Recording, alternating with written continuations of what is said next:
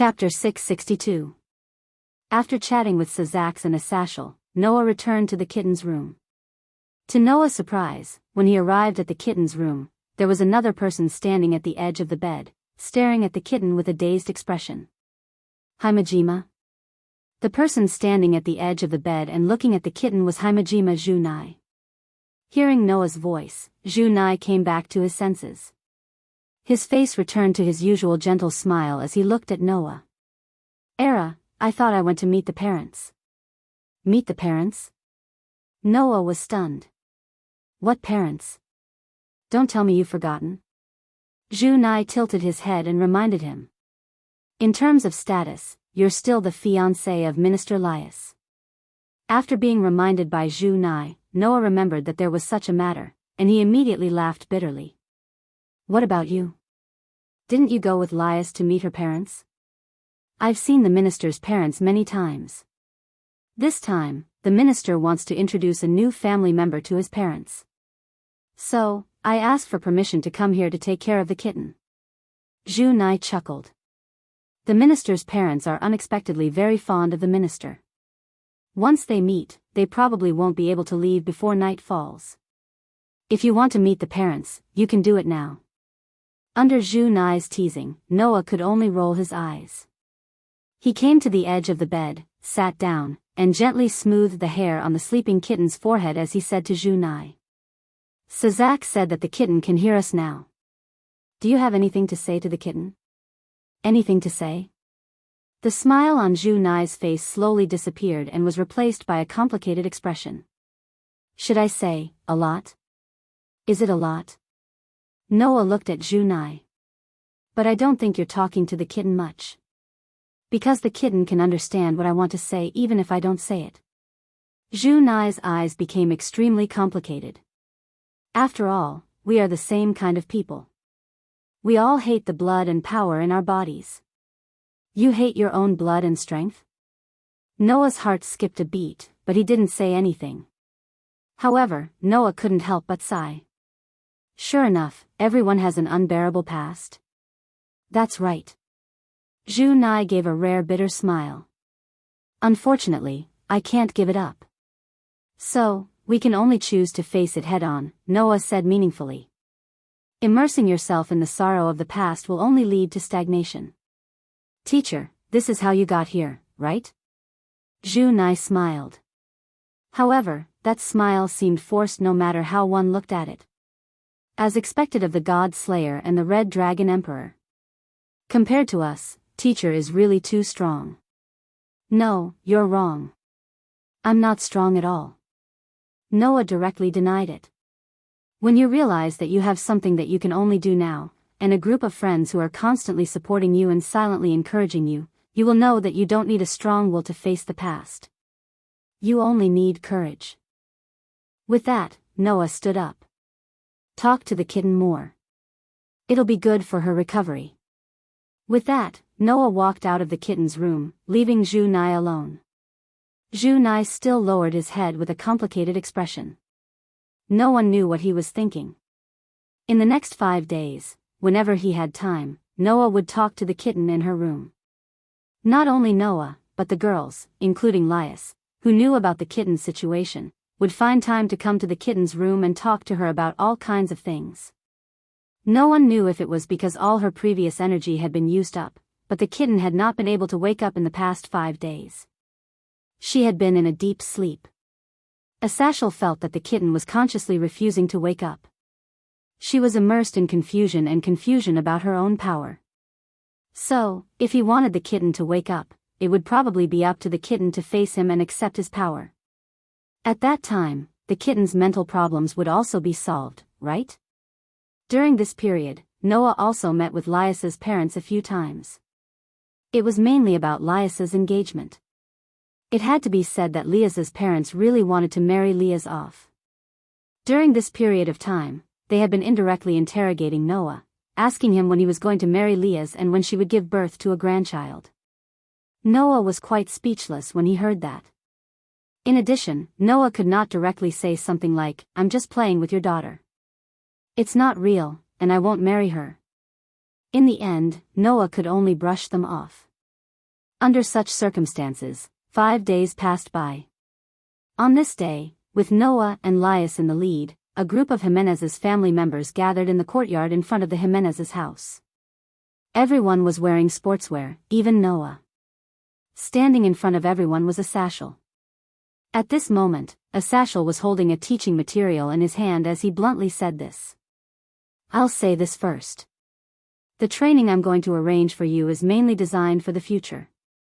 Some people will show results immediately, and some people will have to continue for a long time to see results. As long as you don't go in the wrong direction, you'll be able to grow very well. Then, first of all, Laius. Asashel was the first to call Laius. From the beginning, you're a demon of the highest standards in terms of talent, physical strength, and magic power. Even if you maintain the status quo and continue to develop, your abilities will gradually grow. When you really reach adulthood, you should have the opportunity to become a demon of the highest level. So, I'm only arranging some basic training for you. That's enough. Overall, all your abilities are quite good. Because of this, you only need to do some basic exercises to improve your strength. After saying that, Asashel turned a page of the teaching material in his hand. Next is Zhu Nai. Yes. Zhu Nai, who was called by Asashel, did not seem very happy. It felt like Zhu Nai did not like Asashel very much. He had more or less shown this tendency in the past. And Asashel's next sentence made Zhu Nai's unhappy face turn into a real gloomy one. You have to accept the blood flowing in your body. His words made Zhu Nai squint his eyes and stare at Asashers. I don't need to accept that kind of thing. Is that so? But that's your own body, isn't it? Denial will only make you weaker, right? Asashel did not even look at Zhu Nai and said bluntly. You've seen what kitten is like. No matter how sad or painful it is, you have to accept everything about yourself. You and kitten's weakness is yourselves. If you don't overcome this weakness, you'll only become a burden in future battles. Zhu Nai did not respond. Instead, he lowered his head with an uncertain expression on his face. In this regard, Asashel continued to speak as if he did not realize it. Next is Sawmill. Yes. Kiba Yudo immediately answered, looking very serious. You are the same as Leah. You can become stronger by continuing basic training. Your swordsmanship is already outstanding, and your speed is even better. The only thing you lack is defense. Asashel handed a copy of the teaching materials in his hand to Kiba Yudo. This is the way to use the sword type, sacred gear, that I've researched. If you follow this direction, you might be able to reach the level of balance breaker. After that, I'll teach you one-on-one. Before that, you just need to go through the basic training. As expected of an expert in the study of sacred gear. He was very skilled in this aspect. Next, Genova. For the first time, Asashel raised his eyes and glanced at Genova.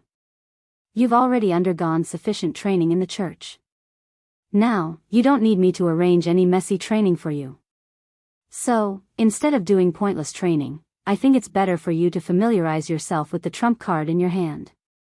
Genova fell into deep thought after hearing Asashel's words. Then it's Aisha and Irina. Asashel closed the teaching materials in his hand. When the two of you were reincarnated, each of you used 4 pawns. As demons, the strengthening you received when you were reincarnated should be much higher than that of ordinary demons. But now, the power that the pawns give you has not reached its limit.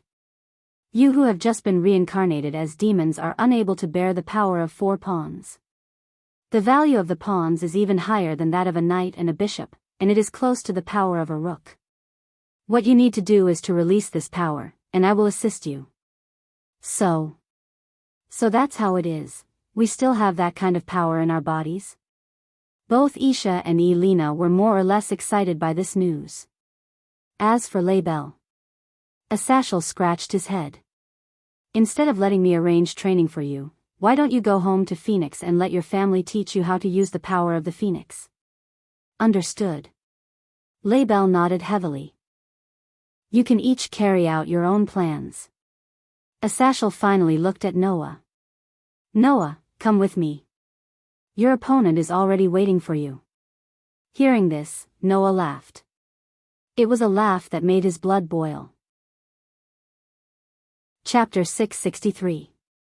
With Leah's in the lead, all the Jemengli family members who were arranged by Athashel for special training went to their respective training places and left Noah's side. Although Leah's and her family members all looked unusually worried when they left, and were obviously very concerned about the duel between Noah and Sazax, Athashel still chased everyone away. It's called a duel, but it's just for training and actual combat with prepared opponents. Instead of worrying about this, it's better to worry about your growth in a month's time. If you don't work hard, the next time you meet Noah will be so strong that you won't even be able to touch him. After hearing Asashel's words, Riaz and the others had no choice but to leave obediently and prepare for their training despite their reluctance. On the other hand, Noah was led by Athashel to a mountain very far away from the Jemengli family. Originally, Asashel could have directly used the teleportation magic circle to come over, but because Noah, as the God Slayer, had a foul curse resistance that would eliminate all beneficial or unbeneficial mystical powers, he couldn't use the teleportation magic circle at all. The reason why Noah could use the teleportation magic circle to jump to the duel ground during his last duel with Rissel was that the magic circle's nature was different. Unlike ordinary teleportation magic circles to other dimensions and spaces only opened a passage through the dimensional barrier for people to pass through. It functioned like a door. As long as Noah did not touch the door itself when he passed through the door, he could reach other dimensions and spaces. However, teleportation magic circles used in the same dimension and space were not the same. It was completely a function of the spell. Therefore, with Noah's physique, it was not a problem to use a teleportation magic circle to jump to other dimensions and spaces, but it was not possible to use a teleportation magic circle in the same dimension and space. With no other choice, Athashel could only bring Noah to the destination personally. Whoosh! The strong mountain wind carried a thick cloud of sand and dust, blowing at the top of the towering mountain peak. Under Athashel's lead, Noah, who came to the mountain, saw two people. One was Sazax, who did not look like a big brother next door like before. He was dressed in grand and gorgeous clothes, fully displaying the majesty of a demon king in front of Noah for the first time. The other was a man who was dressed as grand as Sazax, but looked a little coquettish. Seeing the coquettish man, Noah's gaze suddenly froze. For no other reason. It was because the man's aura was not weaker than Sazax. In other words, he was also a top powerhouse who had the ability to rank in the top 10 in this world. In the demon world, there were actually two powerhouses who could rank in the top 10 of this world. Let me introduce them to you. Beside him, Asashel said to Noah. The one standing beside Sazax is the man who developed the evil peace and brought hope to the reproduction of demons. He's one of the 4 demon kings Achuka Beelzebub. The coquettish demon king named Aquika smiled at Noah with great interest. I'm Aquika. Hello, the man who has the titles of God Slayer and Red Dragon Emperor. Demon King Beelzebub, I've heard a lot about you. Noah nodded, then his gaze swept back and forth between Sazax and Aquika, who were standing side by side. Can you explain what the current situation is? Why was the other demon king here? Moreover, a demon king whose aura was not weaker than Sazax appeared here? To be honest, Noah was both surprised and puzzled. However, this time, Athashel did not explain to Noah. Instead, he quietly retreated, leaving the field to Noah, Sazax, and Aquika. Your Excellency Noah, as the God Slayer and Red Dragon Emperor, your strength is undoubtedly above the gods and demon kings, but you issued a challenge to me. I'm sure you've noticed, right? Sazax looked straight at Noah, his expression unprecedentedly calm. My strength is not what a demon king should have. Hearing this, Noah did not beat around the bush and nodded directly. At first, I thought all demon kings were as strong as you, but after coming into contact with all kinds of existences, I realized that ordinary gods and demon kings can't reach your strength at all. Your strength is probably far above the old 4 demon kings, right? You really did find it. No wonder you're the combination of the never-before-seen God Slayer and the strongest Red Dragon Emperor. Sazax smiled, but there was a hint of sadness in his smile. Those who know of my existence, know, those who know of our existence call us surpassers. Us? Noah's gaze turned to Aquika, who was standing next to Sazax. That's right. Like Sazax, I'm one of the two surpassers in the current demonic forces. Aquika shrugged. And just like the literal expression, Sazax and I, who have this title, are existences that surpass all demons. Existences that surpass all demons? In other words, the two men in front of him were the strongest demons? No, that's not it. As if he saw through Noah's thoughts, Sazax shook his head. The so-called existence that surpasses all demons is referring to our identity, Roland said. Identity? Noah was puzzled all of a sudden. What does that mean? Isn't there a so-called mutant in the human world? Aquika sighed. Sazax and I are such existences. We can be said to be mutants among demons. It's hard to say whether we are demons or not, but we have the power that ordinary demons and even demon kings can't have. This is the so-called surpassers. Hearing this, even Noah couldn't help but fall silent. Mutants among demons? You don't even know whether you are a demon or not. No wonder Sazax had such an expression on his face. Of course, thanks to this, we also have the power that far surpasses the demon king level and have become the current demon king, bringing stability to the demonic world. From this point of view, this is a good thing. The smile on Sazax's face returned to its usual cheerfulness. But even so, I dare not say that I can beat you. That's why Sazax brought me here. Aquika glanced at Noah. To be honest, I'm also very curious about the power of the so-called deicide. And you seem to be planning to use the battle with Sazax to explore new ways to use your power in actual combat. My curiosity has been completely aroused. Can you let me join in? Noah was stunned for a moment and stood up in surprise. In other words, yes. Sazax's eyes flashed with an unusually bright light. This time, your opponent isn't just me, but the two surpassers in the current demonic forces. Sazax alone probably can't bring you any pressure to improve, but with me, it's a different story. Aquika smiled, and her smile was very excited. The two of us have put aside the next month's work and applied for a month's leave to accompany you. So, don't let us down. As soon as he finished speaking, both Sazax and Aquika had an unusually terrifying magic power rising from their bodies. The surrounding atmosphere had completely trembled under the stirring of that terrifying magic power. Rumble. The ground shook slightly, and the entire mountain let out a wailing sound. The air waves formed by pure magic power pushed back the oncoming mountain wind, blowing across every inch of the land and hitting Noah unceremoniously. His clothes fluttered in the wind. Feeling the unusually strong pressure from Sazax and Aquika, Noah's heartbeat began to accelerate. It wasn't because of nervousness, but because his blood was boiling. Noah, Sazax, Aquika, and Asashel were at the highest mountain in the entire Gemengli territory. Its height was high enough to reach above the clouds, and the peak couldn't be seen. And on that day, according to the description of the residents in the Gemengli territory, the situation was like this amidst an earth-shaking loud noise and earthquake. The mountain disappeared without a trace on that very day. Chapter 664. Boom.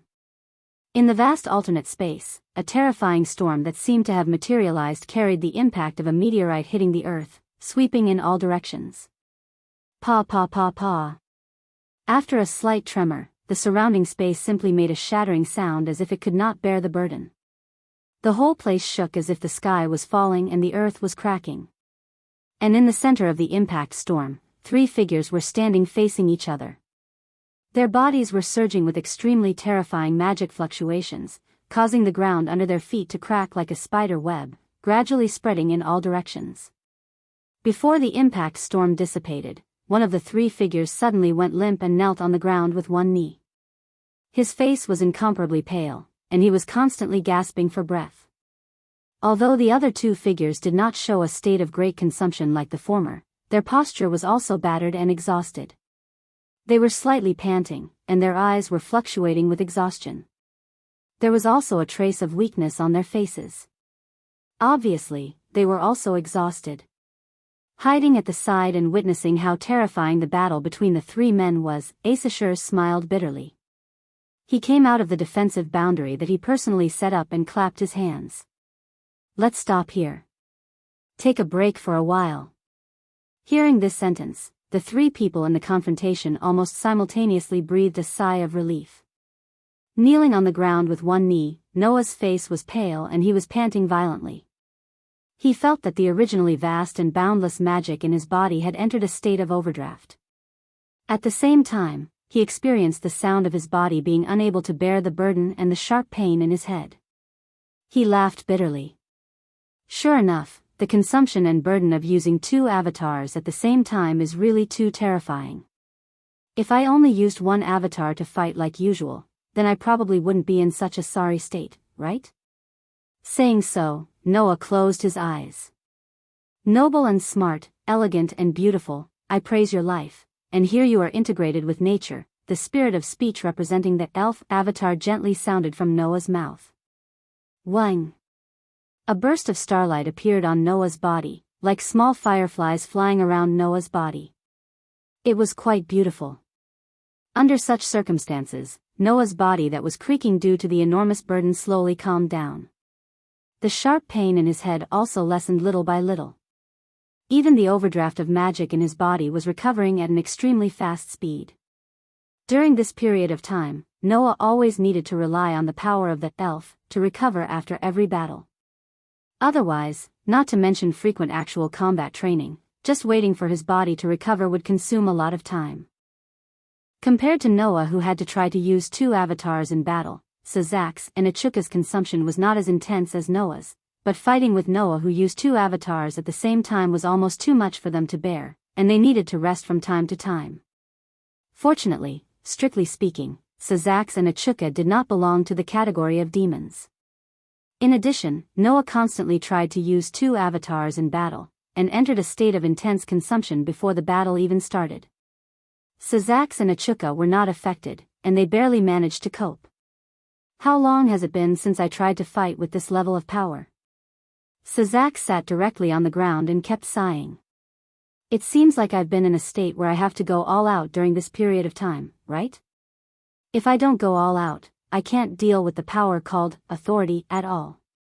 Achuka leaned against a huge rock and panted, but there was an unusual expression in her eyes. I heard that it's a power that has been usurped from God, right? Can the power of God be usurped? This is so interesting. It's worth studying. Don't get too excited. Ashiel smiled bitterly. Don't forget that the three of you, who have obtained the highest standards in the world, fought with all your strength. On the first day, you destroyed an entire mountain. That's why we need to move to another space. Otherwise, the entire underworld would be in chaos because of you. But should I say that you're really surpassers? Noah, who was using elf to recover, opened his eyes and smiled at Sazak's and Achuka. Legend has it that Sazak's Lucifer has the power of destruction that can destroy everything, while Achuka Beelzebub has the ultimate skill of manipulating all phenomena with spells and equations. I've more or less heard about the great deeds of the two demon kings from others, but I only know that they're even more terrifying than the rumors when I actually face them. Although Sazak's was born in the Gimli family, his mother was a member of the famous Baal family. On the other hand, the Baal family's bloodline had the trait of destruction, which was perfectly inherited by Sazak's and Laia's, allowing them to use destructive magic to attack. That kind of magic was something that even gods and demon kings could not ignore. Therefore, even if the Godslayer had a foul resistance to curses, his body would probably be destroyed directly if he took a hit. As for Achuka, that was entirely a personal problem. I feel that everything that happens in this world definitely has some sort of law to it. That's why things like tactics and equations that can lead to answers exist, Achuka directly stated her thoughts. I've been fond of calculations since I was a child, and naturally, my magic has been specialized in this direction. Therefore, even if it's someone else's attack, I can take advantage of it, seize it and dominate it, and then add changes to it to increase its speed and power. Interesting, isn't it? In fact, during the battle, Noah's authority was either directly nullified by Sazak's destructive magic, or controlled by Achuka's spells and equations, and then viciously counterattacked. It was precisely because the two demon kings had such strength that they were able to withstand Noah's attack after using two incarnations, right? Sure enough, asking Achuka to come along was the right decision. Sazak smiled. If I were alone, would never be able to withstand Noah's power. That power called authority is already so powerful with just one clone.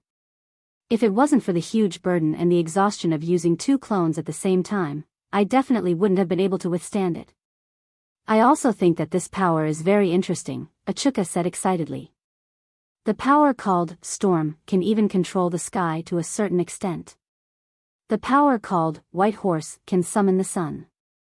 The power called priest can control just like me. The power called phoenix can enter the god speed world without any hindrance from the outside world.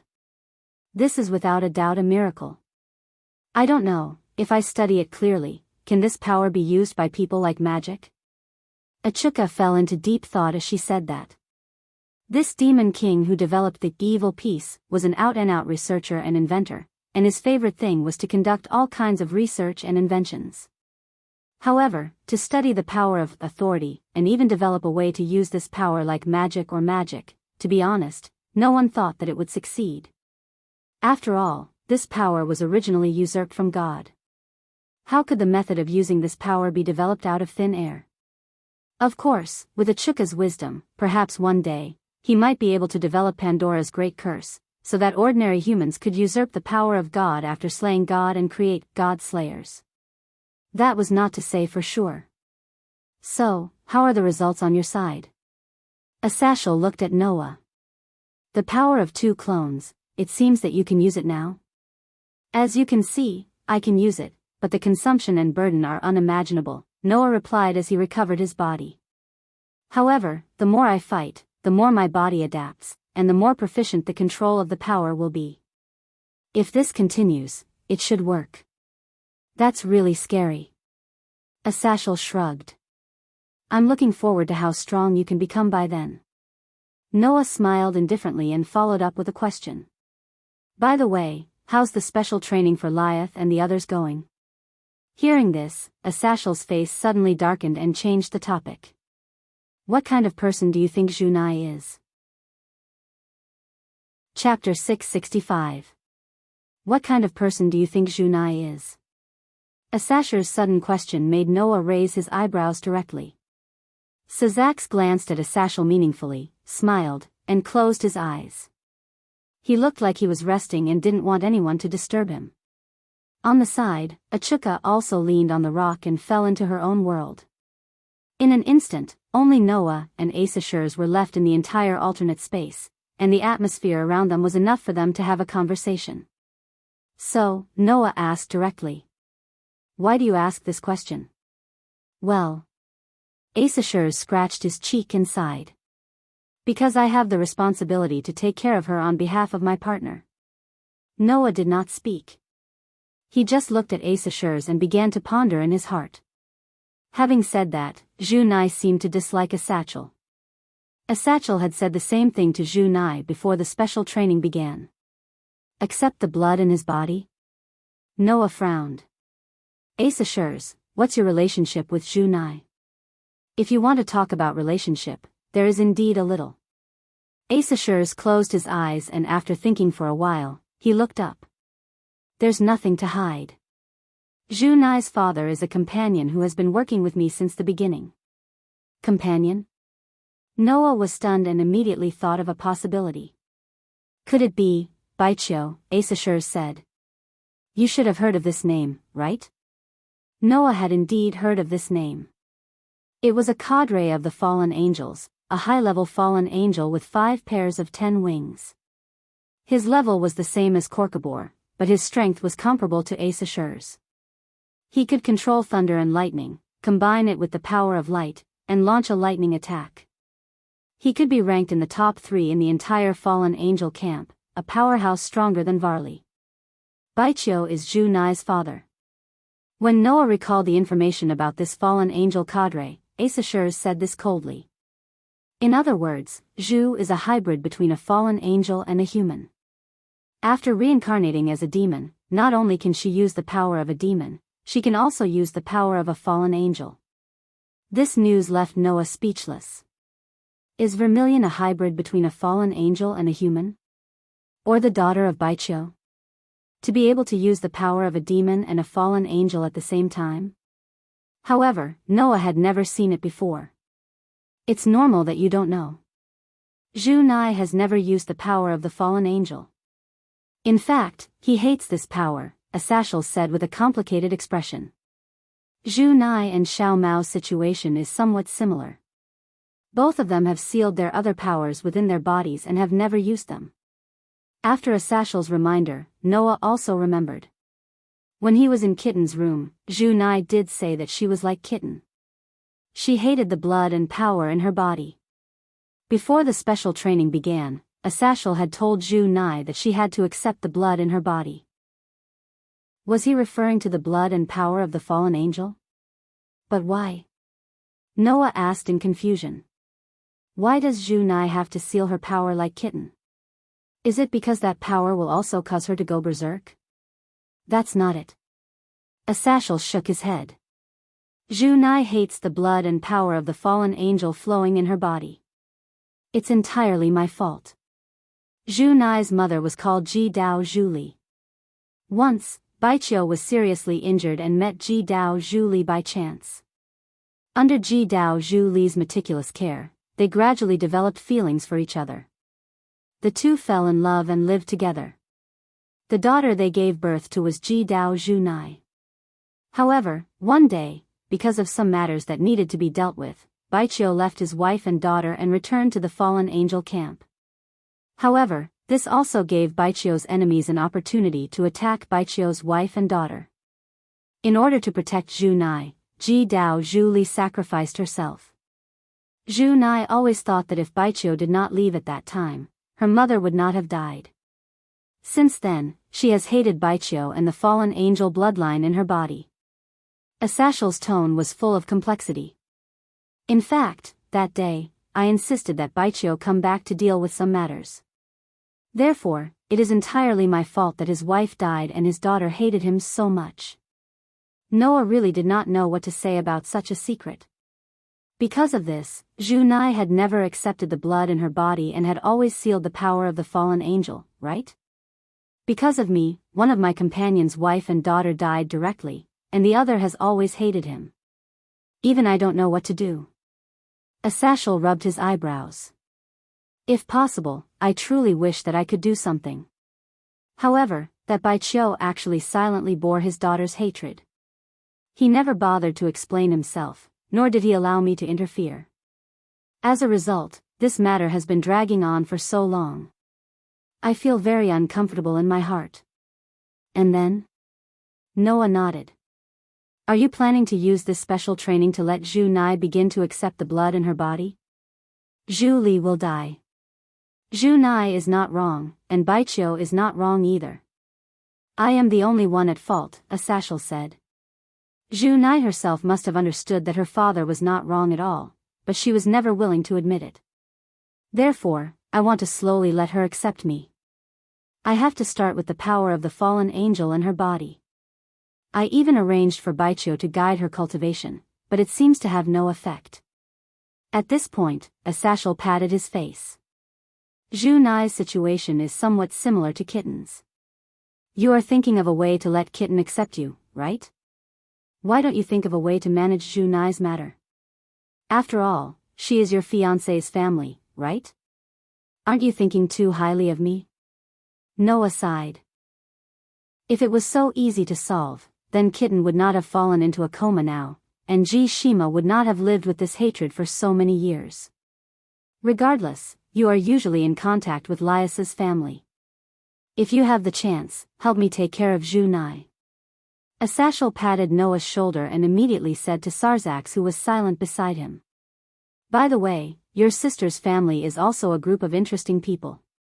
Not only is there the daughter of the fallen angel cadre, but there is also the last descendant of the strongest combat race of the Nikomata race, the Felinas.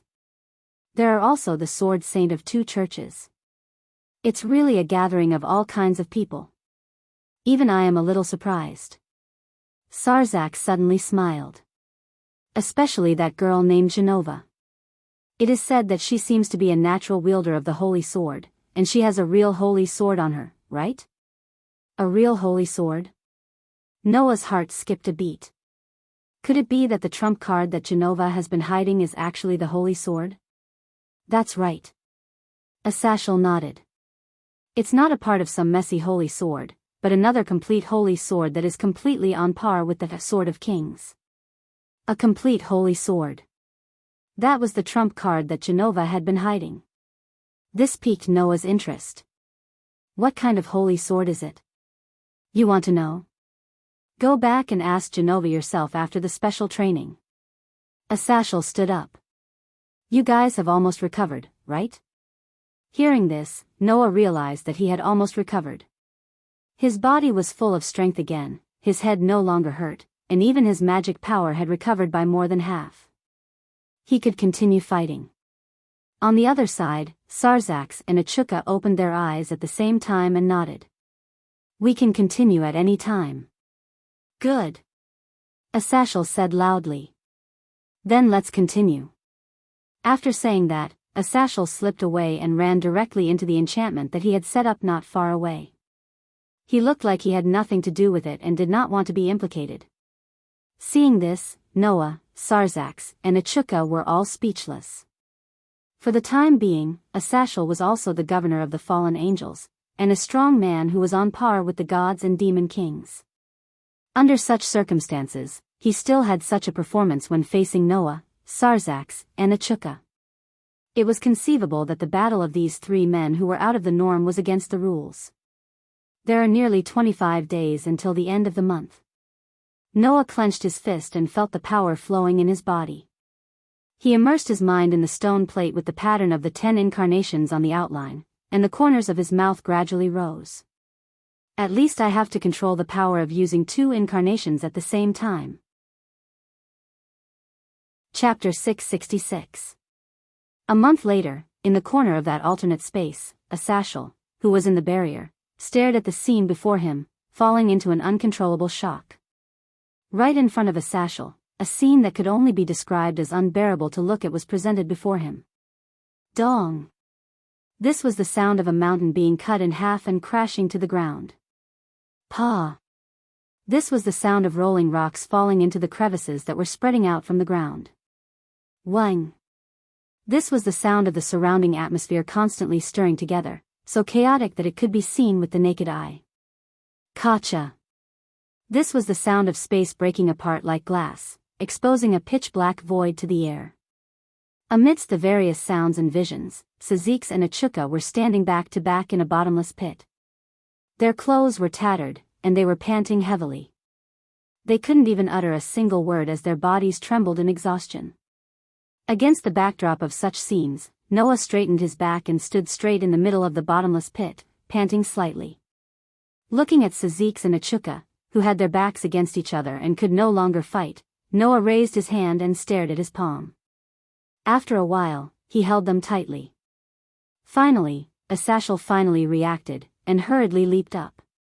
12 black wings appeared on his back, and with a slight flap, he flew into the bottomless pit and came to Sazax and Achuka's side. Hey, are you 2 okay? Sazix and Achuka shook their heads at the same time, but they were still panting heavily. After a while, they raised their heads, looked at each other, and laughed bitterly. I didn't expect. Sazix's eyes flickered as if he was recalling something. I didn't expect him to be so strong, Sazax, Achuka said with a sigh. We can't. Even if we join forces, we can't be his match anymore. That's just the power of 2 avatars, isn't it? Sazax shuddered. If he could use the power of all 10 incarnations at the same time, what would he become? Achuka's breath caught and she couldn't say a word. What will it become? Asashel shifted his gaze to Noah, who was standing there with his back straight. A forced smile appeared on his face. Then I estimate that even if we add in the person with unlimited power, all the top experts of the top 10 forces combined wouldn't be able to last more than 3 minutes against him, right? While saying that, Sazax, Achuka, and Asashel couldn't help but recall the full strength that Noah had just displayed. All of them fell silent. Unlike Sazax, Achuka, and Asashel, Noah had an excited and satisfied smile on his face. A month's time might seem short, but Noah had fought nearly 1,000 battles with 2 experts of the same rank.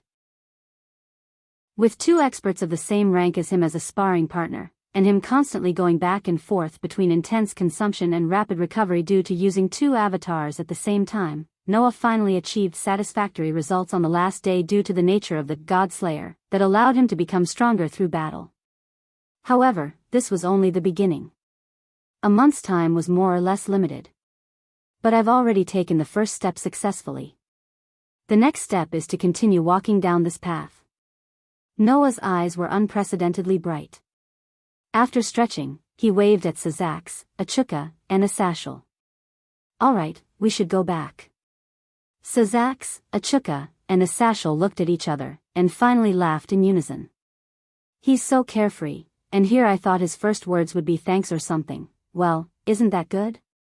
To have such a powerful fellow not treat us as outsiders. With that, Sazax and Achuka stood up with Asashel's help. Soon, a magical teleportation circle flashed in this alternate space, and the presence of living beings completely disappeared from this space.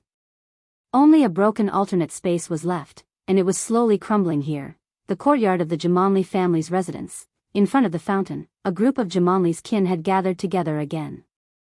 Riaz walked out of the door, and was immediately greeted by her kin. Minister. You're all back. Riaz looked around at her kin and smiled proudly. Everyone's mana has increased by a lot.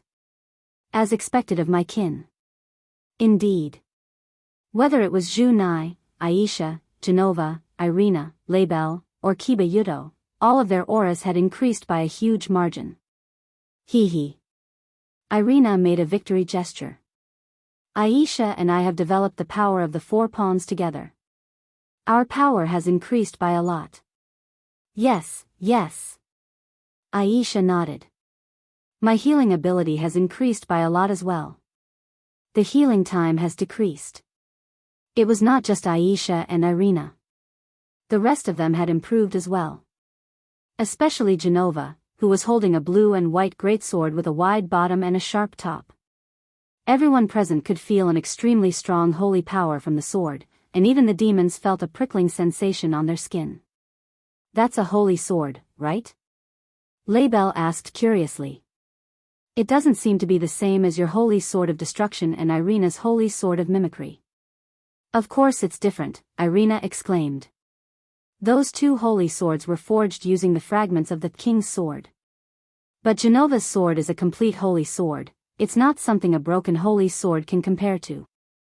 A complete holy sword? Everyone looked at the holy sword in Genova's hand. So that's Genova's hidden trump card. Leah smiled.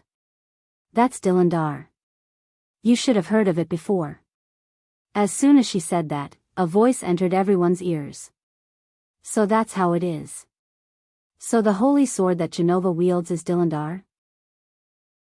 As the voice echoed, a teleportation circle appeared in front of the fountain, and 4 figures appeared in front of everyone's eyes. However, when Laius and the rest saw this scene, all of the Zamanli's kin, including Laius, were shocked. This was because, apart from Asashel, Noah, Sazax, and Achuka were all in tatters. They were in a sorry state. Sensei? Brother? And His Highness Beelzebub? Laius asked, stunned. How did you all become like this? Hearing this, Sazax and Achuka could not help but smile bitterly, while Asashel was gloating on the side. Even Noah was a little unnatural. After all, it was Noah who had turned Sazax and Achuka into this, wasn't it?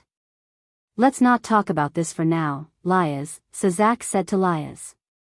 Achuka is going back, but we can't let a demon king go back in this state. So, I'll go arrange for Achuka to rest first. I understand. Lias nodded subconsciously.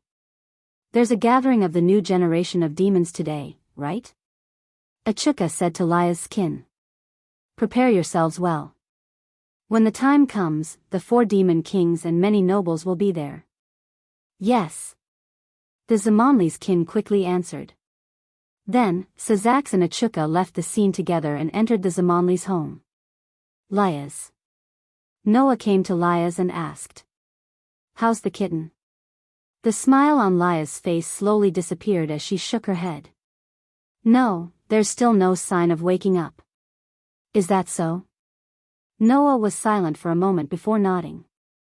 Then I'll go see the kitten first. With that, Noah walked straight into the Zamonli's home. It was only then that Lias and the others reacted. Laybell was the first to ask. How's Sensei Noah's special training? Ace's face immediately filled with distress. What should I say? Chapter 667. Phew. Phew. Amidst the rhythmic breathing, the kitten curled up its petite body and lay on the bed. Its pair of cat ears would shake a few times from time to time, and its tail would subconsciously sway from time to time. It was especially cute. Sitting on the edge of the bed, Noah stared at Kitten's sleeping face and did not speak for a long time. 1 month, it was not a long time, but it was also quite short. It passed in an instant. However, it was also relatively short. For someone like Noah who used a month's time to improve his strength and undergo strict special training, a month passed in the blink of an eye. However, for the kitten who had been lying on the bed for a long time without waking up, sleeping for a whole month was too long no matter how one looked at it. Basically, Noah came here every day and saw Kitten's sleeping posture. Even during special training, Noah would still take about 30 minutes of his time to come here every day to see Kitten. Although no one could get tired of the cute sleeping posture of the kitten, looking at the kitten lying there without any sign of waking up, anyone would feel more or less sad. Sigh. Noah could not help but sigh. It's time for you to wake up. The kitten I know isn't the kind of person who would run away for so long. If you're really that sad, then just wave your iron fist like in the past and send them all flying. Isn't that enough? You're a rook, aren't you? In terms of value, the rook was equivalent to 5 pawns. The evil piece, on the other hand, would evaluate the value of the target's ability, potential, talent, and other aspects. That was to say, in terms of value, Kitten's ability, potential, and talent were even above Isha, Genova, Irina, Laybell, and Kibayudo. In the past, Noah never understood why Kitten's potential was so high, but now it seemed that it was because Kitten was the strongest of the Nikomata clan. Blindly denying yourself will only make it more painful. Just like in the past, this sentence did not receive any reply. The kitten was still sleeping so soundly, giving people the feeling that it had just fallen asleep. It didn't have the slightest sense of weakness that one would expect after lying on the bed for more than a month. Knowing that it was useless to say more, Noah could only shake his head and leave this sentence. I hope you can recognize what you should be doing soon, and not lie in bed and avoid everything like you are doing now. After that, Noah stood up and quietly walked out of the room, closing the door behind him. Therefore, Noah did not see it. The moment the door was closed, the corner of the sleeping cat's eyes showed traces of tears. Teacher. After walking out of Kitten's room, Noah immediately heard a familiar voice calling out to him. Turning his head, Noah looked in the direction of the voice. There, Tsang Na and Zhuang Ji, dressed in Chariot King Academy's uniform, were slowly walking towards him. Noah was more or less surprised. Why are you two here? Upon hearing that, Tsang Na smiled. There's a gathering of the new generation of demons today, and the 4 great demon kings will also be there. So, I plan to go with Leah to the venue and work together. With that, Tsang Na lowered his head and bowed to Noah. Speaking of which, I haven't thanked you yet, teacher. It's all thanks to you that time with Korkabor. Tsang Na should be referring to the incident where Korkabor abducted him, right? At that time, the one who saved Tsang Na from Korkabor's clutches was Noah. Although Noah did not mention it, Tsang Na must have heard about it from the others. It had been almost 2 months since the incident with Korkabor, and it was too late to thank Noah now. Of course, Noah did not take it to heart. No matter what, I'm still a teacher. Noah shook his head. There's no way a teacher would leave a student in the lurch, right? You're still so gentle, teacher. Undoubtedly, you're only 2 or 3 years older than us. Sang Na could not help but laugh. But that's also why you're so popular in the school. I've learned a thing or two about that today. Just as Noah and Sang Na were chatting happily, a sweet voice came from not far away. Kangna-chan. When the voice reached Noah, Sang Na, and Zhuang Ji's ears, Noah and Zhuang Ji aside, Sang Na's face was completely frozen. As Sang Na's expression stiffened, a figure ran over from the corner of the corridor and hugged Sang Na. Long time no see, Kangna-chan. The one who said this and hugged Sang Na tightly was a young girl who looked about the same age as Sang Na. The young girl had beautiful long black hair that was not inferior to Zhu Nai's. However, her waist-length black hair was tied into 2 ponytails that were full of vitality. Coupled with her sweet and lively voice, she was simply like a cheerful young girl in her prime. In fact, even if she was a young lady, she was still a young lady of a relatively high level. The young lady had a very delicate and sweet face, and her whole body exuded a sense of vitality. She was like a playful and cute little girl, and one could not help but feel close to her. However, Noah felt an extremely obscure magical wave from this beautiful young lady who was full of intimacy. Even if the magical wave was not as strong as Sazak's or Achuka's, it was still extremely strong and was not inferior to Asashal's. Such a strong magical wave, and such a close relationship with Sang Na. Noah thought of someone.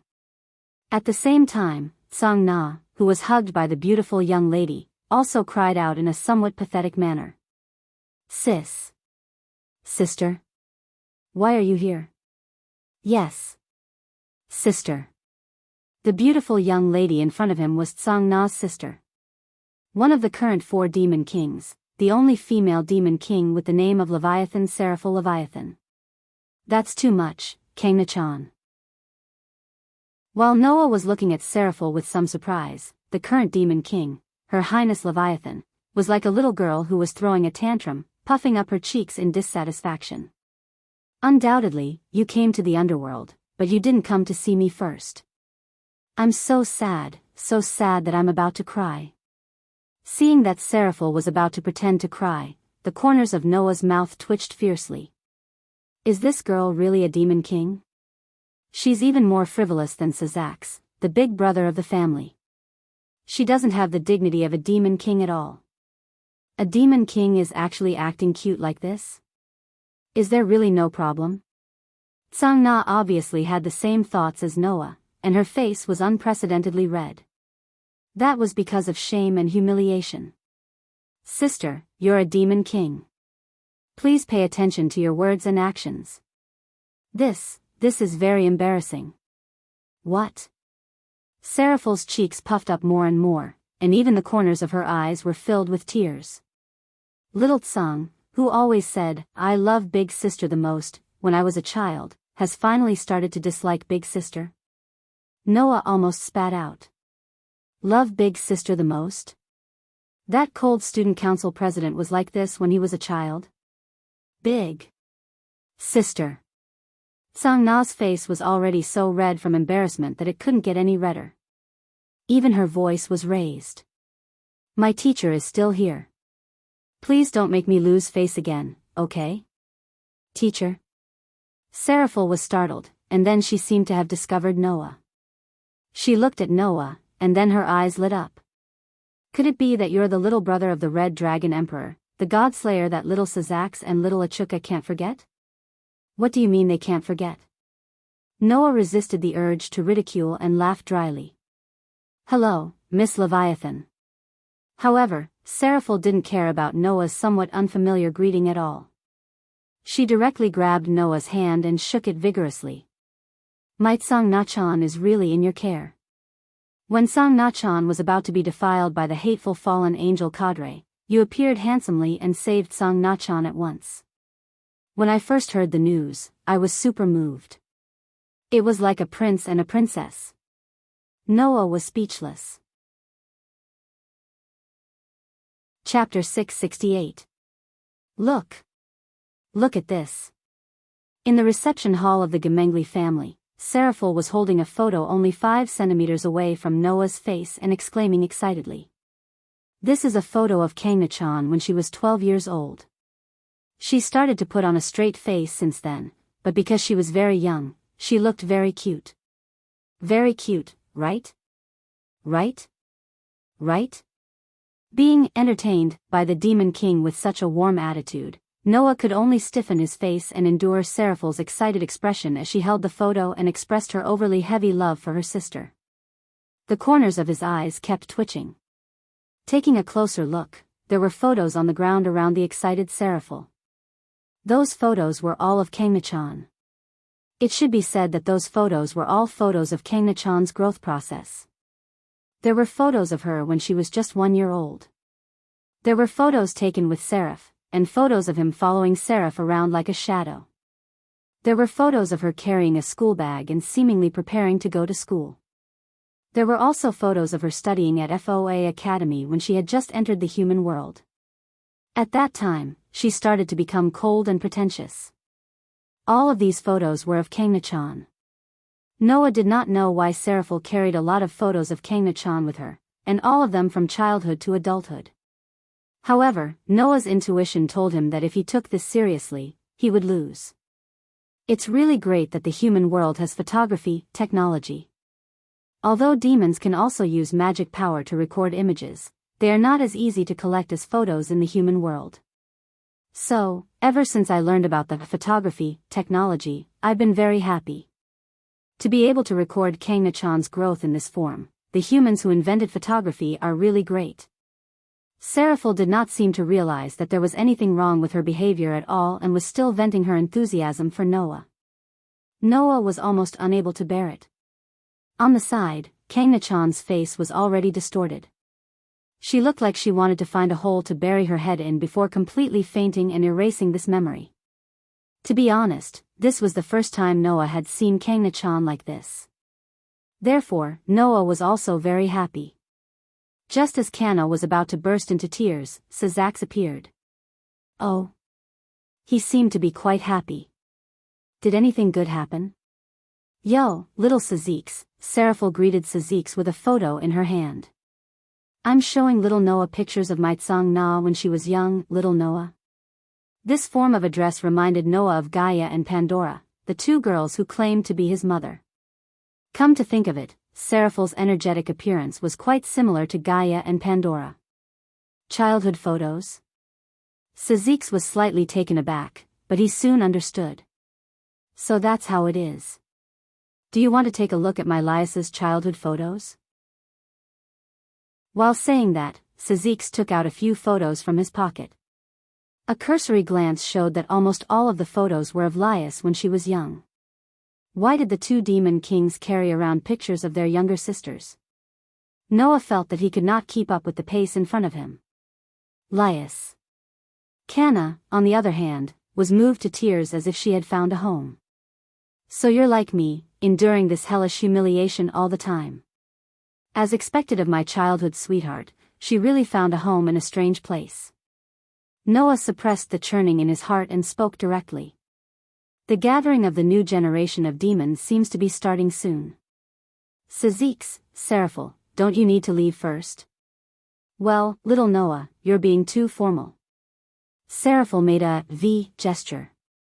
Just call me Lil, Levi. Noah automatically ignored Seraphil's words and looked at Sazax. I'm about to head to the venue. Sazax smiled. But Noah, do you want to come along? Me? Noah was stunned. Although it's a gathering of the new generation of demons, the purpose of the gathering is to encourage the new generation of demons who are about to make their debut, including their kin, Sazax said. Although there are also creatures of other races among the demons' kin, in terms of numbers, humans have the advantage because of their strong reproductive ability. If you, the God Slayer, appear as a human, it will greatly increase the confidence of those who were reincarnated from humans to demons. Is that so? Noah mused for a moment before nodding. Very well. I've received a lot of care from you over the past month. I'll go. Thank you very much. Sazak smiled brightly, but stuffed the photos in his hand into Noah's arms in the next second. By the way, these are for you. Go back and admire Lias's adorable look when she was young. My Kana too. Seraphil stuffed the photos that covered the entire floor to Noah. Zoom in and stick them in your room. You'll have good dreams at night, that's personal experience, isn't it? Noah could only smile. As for Kana, she was already crying. Rating game. It was a mainstream game that used chess as a template to determine the status of demons. After the war between demons, angels, and fallen angels, many of the pure-blood families of the 72 pillars on the demon side had been cut off. In order to increase the combat power of demons, the current Beelzebub, who was also a Chukka, developed the evil piece to carry out demon reincarnation. The so-called rating game was built on this foundation. The only ones who could have the evil piece, regard themselves as the king, and obtain kin by giving the piece to others were the superior demons and the superior demons. The ranking game was a battle between the superior demons and the superior demons who led their own kin to battle each other. In this kind of competition, the organizers would set up many rules and restrictions. How to use these rules, restrictions, and the flexible use of the terrain would affect the evaluation of the demons participating in the game. Then, according to their performance in the competition, if they received a high evaluation, their status as a demon would rise. Some could even get a title and be promoted to nobles, joining the ranks of the superior demons and even the superior demons. Their influence would be enough to expand to the entire demon world. Because of this, the rating game had become the mainstream of the entire demon world. Even if they were the descendants of pure-blooded demon nobles, if many newborn demons could display their skills in the rating game and obtain high ratings, their status would become higher and higher. Therefore, to demons, the rating game played an important role. If they wanted to stand out, they had to rely on it. As long as they had the ability, even if they were low-level demons from ordinary backgrounds, they would eventually stand out and join the ranks of the upper class. Now, almost every superior demon from a noble family would participate in the rating game to increase their status and influence. However, those who could participate in the official rating game were only those adult demons. As the next heads of the Jamanli family and the Sidi family, Lias and Kana were now about to reach adulthood and were qualified to participate in the rating game. Therefore, the new generation of demons who were close to Lias and Kana's age would gather at this time when they were about to make their debut. They would gather with the superior demons who were also from noble families and had great backgrounds to greet the higher-ups of the demons and increase their competitiveness. For this reason, the 4 demon kings would even be present in person to encourage the superior demons from noble families. With Sazak and Seraphil as his companions, Noah came to a luxurious building in the demon king's territory. Under Sazak and Seraphil's lead, Noah entered through the back door of the building and came directly to a luxurious room. In this room, 2 people had already arrived ahead of time. One was a flirtatious man. The other was a lazy-looking man. The former was a Chukka. As for the latter, Noah had already guessed her identity. Chapter 669. Oh. You're already here? A Chukka, who was talking to the lazy-looking man, turned around and smiled when she saw Noah. I knew Sazak would definitely invite you here. It seemed that a Chukka also knew why Sazak had invited Noah here. Or rather, if even a Chukka couldn't guess Sazak's intentions, then basically no one would be able to guess Sazak's intentions. It wasn't because a Chukka was a surpasser like Sazak. It was because Sazak and a Chukka had always been competitors before he became a demon king. According to a Chukka, Sazak was the main reason why he became demon king Beelzebub. Since Sazak became a demon king, a Chukka also became a demon king. This was the relationship between the two of them. It was said that Sazak and a Chukka had once fought over Lucifer's position. In the end, the demon higher-ups all thought that Sazak and a Chukka were on par in terms of strength, but in terms of leadership, Sazak was still better. Thus, Sazax was qualified for Lucifer's position, while Achuka turned to fight for Beelzebub's position and successfully became the second demon king. The people who understood a person the most were not their family, friends, or relatives, but their opponents. That was the relationship between Sazax and Achuka. Let me introduce you. Achuka turned sideways and let the lazy-looking man enter Noah's field of vision. He's Felubium Asmodeus. Is this enough for an introduction? Of course. Speaking of Asmodeus, who else could it be other than one of the four demon kings? Lucifer, Leviathan, Beelzebub, and Asmodeus. These four surnames were the surnames that only the four demon kings of the underworld could have. Sazax Lucifer. Seraph Leviathan. Achuka Beelzebub. Felubium Asmodeus. Now, the four demon kings were gathered in front of Noah.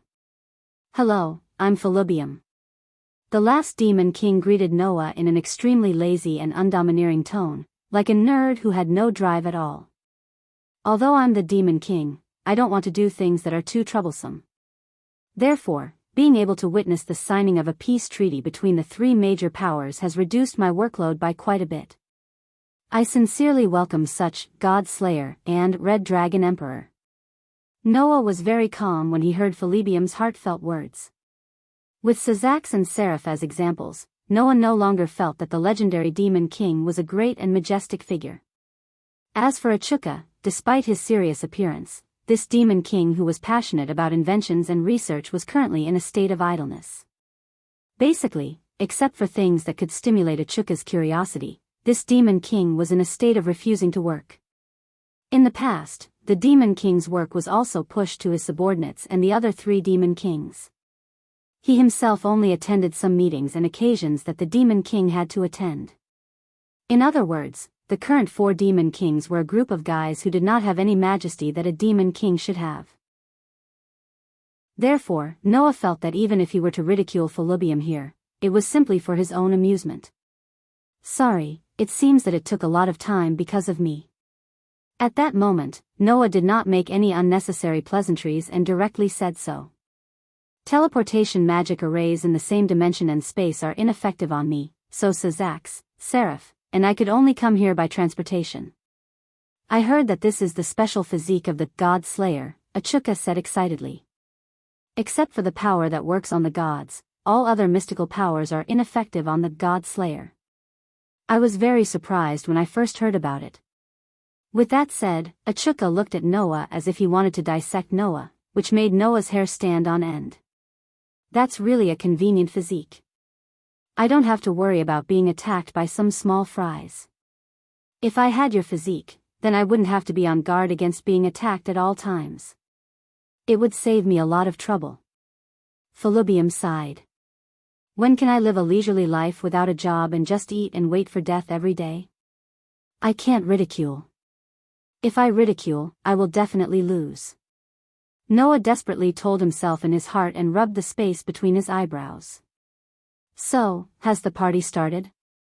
It's almost started. All the higher-ups of the demons are here, and we're the only ones left. Achuka shrugged. It should be said that you came at the right time. If you enter now, you can just start. Really, you came at the right time. You don't even give us time to slack off. Isn't that too strict? We still need to pay attention to the situation of the new generation. Sazax suddenly smiled. However, it's not bad to be able to end it early. I still plan to go home and watch TV with my son. Speaking of TV, I just accepted the filming of a new movie, Seraphil blinked cutely. The title is The Glitter of Leviathan. You guys have to come when it's released. Of course, of course. Sazax, Achuka, and Felubium immediately nodded in unison. No matter how much he told himself to be calm, Noah felt that something in his heart was broken. That was his understanding of the existence of the Demon King. Oh, Demon Kings. Must they be so happy? In the vast venue, a solemn atmosphere pervaded the air. It was a venue like a ballroom. Most of the venue was a vast space filled with round tables and chairs. It looked like the scene of a grand banquet, full of atmosphere. In such a venue, there were a few people standing at the front of everyone. Among them, Liaz, Canna, and the two girls' families were among them. And in front of Liaz, Canna, and the two girls' families was a platform. The platform was filled with tables and chairs, and demons who looked to be at least 30 or 40 years old sat on it. There were men and women of all ages, and each of them had a serious and cold expression on their faces. Although they were very imposing, they gave off a feeling of inhumanity. Under such circumstances, there were 4 chairs that were clearly more than twice the size of the people around them, and were placed at the highest point. They were empty for the time being, and it was obvious at a glance that only the 4 highest-ranking people in the venue could sit on them.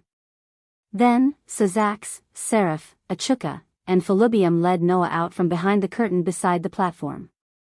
"Greetings, your royal highnesses." Everyone present, including those who were sitting calmly in their seats, stood up and bowed to the 4 demon kings, bowing solemnly. Unlike just now, Sazax, Seraph, Achuka, and Felubium no longer looked frivolous. They just nodded at the people around them and came to the platform.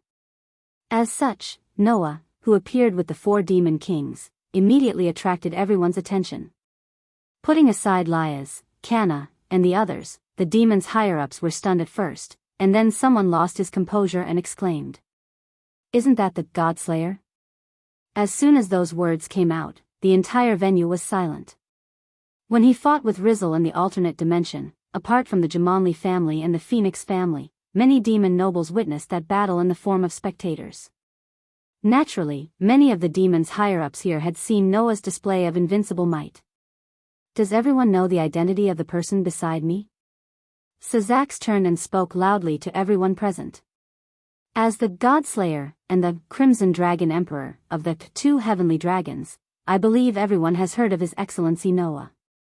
Today is a rare day for the new generation of demons to gather for their future debut, and we, the 4 demon kings, have invited His Excellency Noah to attend together.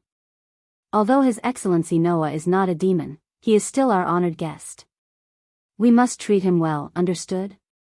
"Yes." The demons who reacted responded in unison. "Prepare another seat." Achuka spoke at the right time. "As an existence equal to gods and demon kings, there is no reason for him to be below us." With that, Noah's status instantly rose to the same level as the demon kings. Chapter 670. In less than 3 minutes, another seat of the same standard was placed next to the 4 largest and most conspicuous seats at the top of the platform, turning the 4 seats into 5. "Well then, Sir Noah, please take your seat." Perhaps because they were in front of the public, Sazax used a formal speech and invited Noah to take his seat along with Seraph, Achuka, and Felubium. "Then I won't stand on ceremony." Noah nodded and sat down with Sazax and the other demon kings, looking down below. Because it was such a formal occasion, no one would talk about such things. But the demons below, and even the higher-ups of the demons, had their eyes on Noah, as if they were observing Noah, the God-Slayer, and the Red Dragon Emperor. On the contrary, Liaz, Canna, and the 2 girls' families were not surprised. Liaz even gave an introduction. "I am Liaz Gimli, the next head of the Gimli family." As soon as Liaz's voice trailed off, Canna continued. "I am Canna Sidi, the next head of the Sidi family." The one who spoke after Canna was a very strong man with a strong sense of presence. "I am Seriog Bal, the next head of the Bal family of the Great King." A bespectacled woman with the demeanor of an older sister also spoke. "I am Seguila Agars, the next head of the Agars family of the Great Duke." Then, a gentle-looking young man introduced himself. "I am Diodora Astalot, the next head of the Astalot family." Finally, a guy with tattoos all over his face, sloppy clothes, and ornaments all over his body said in a rough tone. He looked like a gangster. "I am Jefidal Graciolapos, the next head of the Graciolapos family." 6 of the new generation of demons, all of whom were the next heads of nobles that everyone was familiar with. In particular, these 6 people's families were very special. Because the current demon king Lucifer was from the Gimli family, the current Leviathan was from the Sidi family, the current Beelzebub was from the Astolat family, and the current Asmodeus was from the Gratialapos family. That was to say, among the 6 new generations, 4 were the blood relatives of the current Demon King. The remaining 2 families, Baal and Agars, were from the Great King family and the Great Duke family. In the demon realm, the status of these 2 families could be said to be second only to the Demon King. For example, if the Demon King was the chairman of a company, then the Great Duke would be the manager. The 6 of them all had great backgrounds. Was it because of this that even the Demon King attended the gathering of the new generation of demons? Pillars of the next generation, I'm very happy to see you standing here. Sazax looked around at the new generation of demons. The 6 of you are the new generation with impeccable family background and strength. I hope that you can meet each other face to face before you officially debut, to confirm your beliefs and opponents. We have placed our dreams and hopes on you young people. I hope that you can understand this, that you are the treasures of the underworld. There wasn't the slightest bit of falsehood in Sazax's words, causing many of the new generation demon kin below to blush in excitement. Clearly, to be valued by the Demon King Lucifer was an honor for any demon, right? Here, I want to hear your vision, Sazax continued. Can I ask you to tell me your future goals?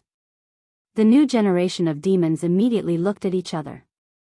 The first to stand up was the next head of the Great King family, Baal family, the muscular man who exuded an awe-inspiring presence, Saroj. I want to be the Demon King. Saroj said this sentence without beating around the bush. He was very firm, which made many of the demons' higher-ups exclaim in admiration. If the Great King family produces a Demon King, that would be a first in history. A demon's higher-up side. Wasn't that right?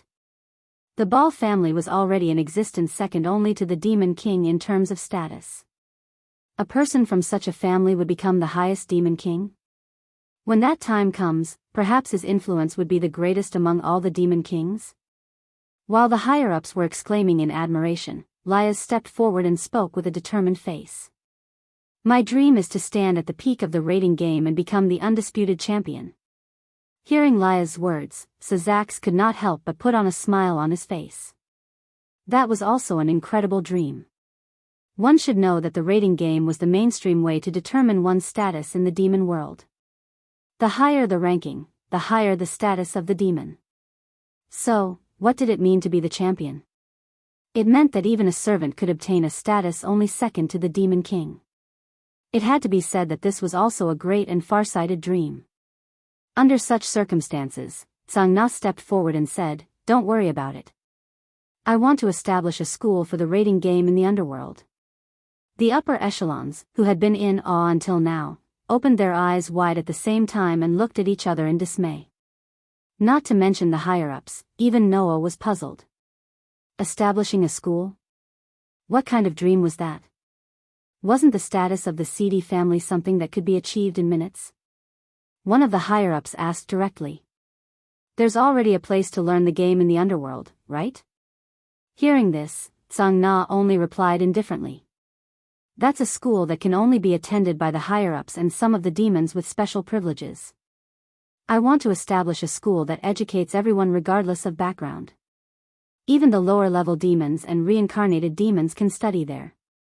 A school without barriers. The entire place suddenly went silent. In the next second, ha ha ha ha. The higher-ups of the demons laughed out loud in unison. Their laughter even resounded throughout the entire venue, and they spoke with a mocking tone. Is this the dream of the next head of the seedy family? You're not kidding, right? What a little girl who loves to dream. Young people will always be young. Fortunately, this kind of dream is only said here. If word gets out, I'm afraid more people will laugh at us, right? Under the ridicule of the higher-ups of the demons, Kano was expressionless from beginning to end, as if she had already expected this situation, but there was still a trace of gloominess in her eyes. With Liaz as the leader, the Zamanli and seedy families showed a solemn expression, and some showed anger directly. Sitting next to Noah, Seraph was even more worried. There were tears in the corners of her eyes, as if she had seen her family being bullied by a villain. It was a grievance. Noah more or less understood why such a scene happened. In the world of demons, things like status were very important. Most demons placed great importance on status, and they took it for granted that there was a hierarchy between the highest, middle, lower, and even pure-blooded demons and reincarnated demons. As a result, many higher demons naturally looked down on lower demons, while pure-blooded demons also looked down on reincarnated demons, forming a class gap. For those ancient higher demons, it was only natural for them to be served by middle, lower, and even reincarnated demons, while they looked down on them. Therefore, such people were the ones who mocked Cana's dream. "We can't agree with your dream," one of the higher-ups said sarcastically. "Lower demons should serve and obey higher demons. That's common sense. If lower demons can receive the same treatment as higher demons, then how can we, the higher demons, lead those lower demons? Most importantly, those people shouldn't be worth it for us to do so, right?" Another higher-up was even more explicit. "You want to teach lower demons of low status? You'll be laughed at." Just as Cana's expression became more and more solemn due to the increasingly excessive remarks, Sazax shouted coldly. "Shut up, all of you. There are human VIPs here. What nonsense are you all talking about?" All of the higher-ups immediately shut up. Sazax lowered his head at Noah. "Sorry for making a fool of myself." However, Noah laughed instead. "No, I'm happy to see such a situation."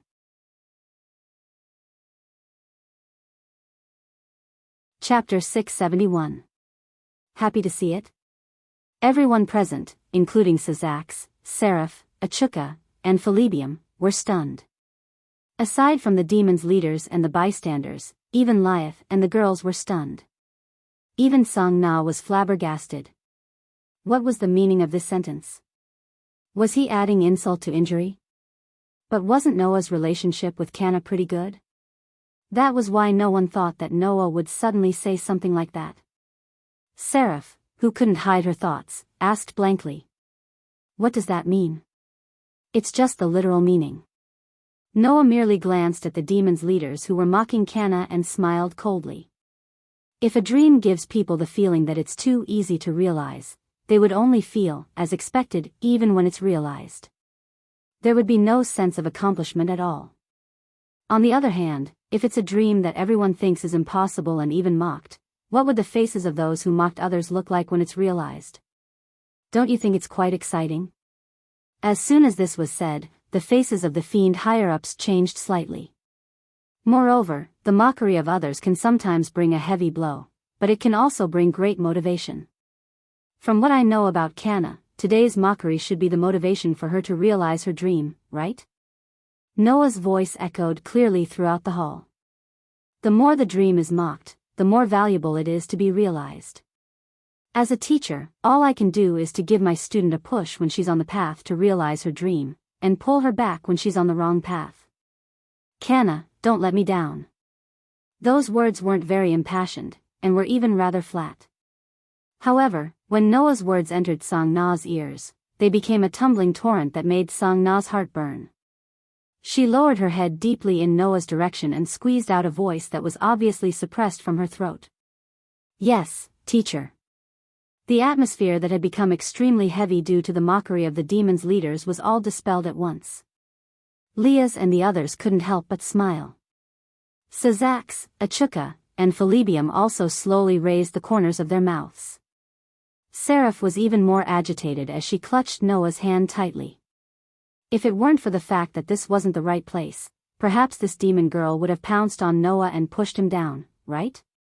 Meanwhile, the faces of the higher-ups of the demons had turned rather ugly. If it was an ordinary human who said that, wouldn't the pedantic upper echelons of the demons, whose egos were unimaginably high, be making things difficult for them? However, the one who said those words was an unprecedented God-slayer, and the strongest Red Dragon Emperor in history. If there weren't many people who believed that Noah could really slay a god before, then, now that even the leaders of the demons, angels, and the fallen angels had admitted it, no one doubted it. And to go against an existence that could slay a god? These so-called upper echelons who were calculating were not stupid enough to do that. It was definitely not worth it to offend a Godslayer, with great power, the Red Dragon Emperor, for some verbal dispute.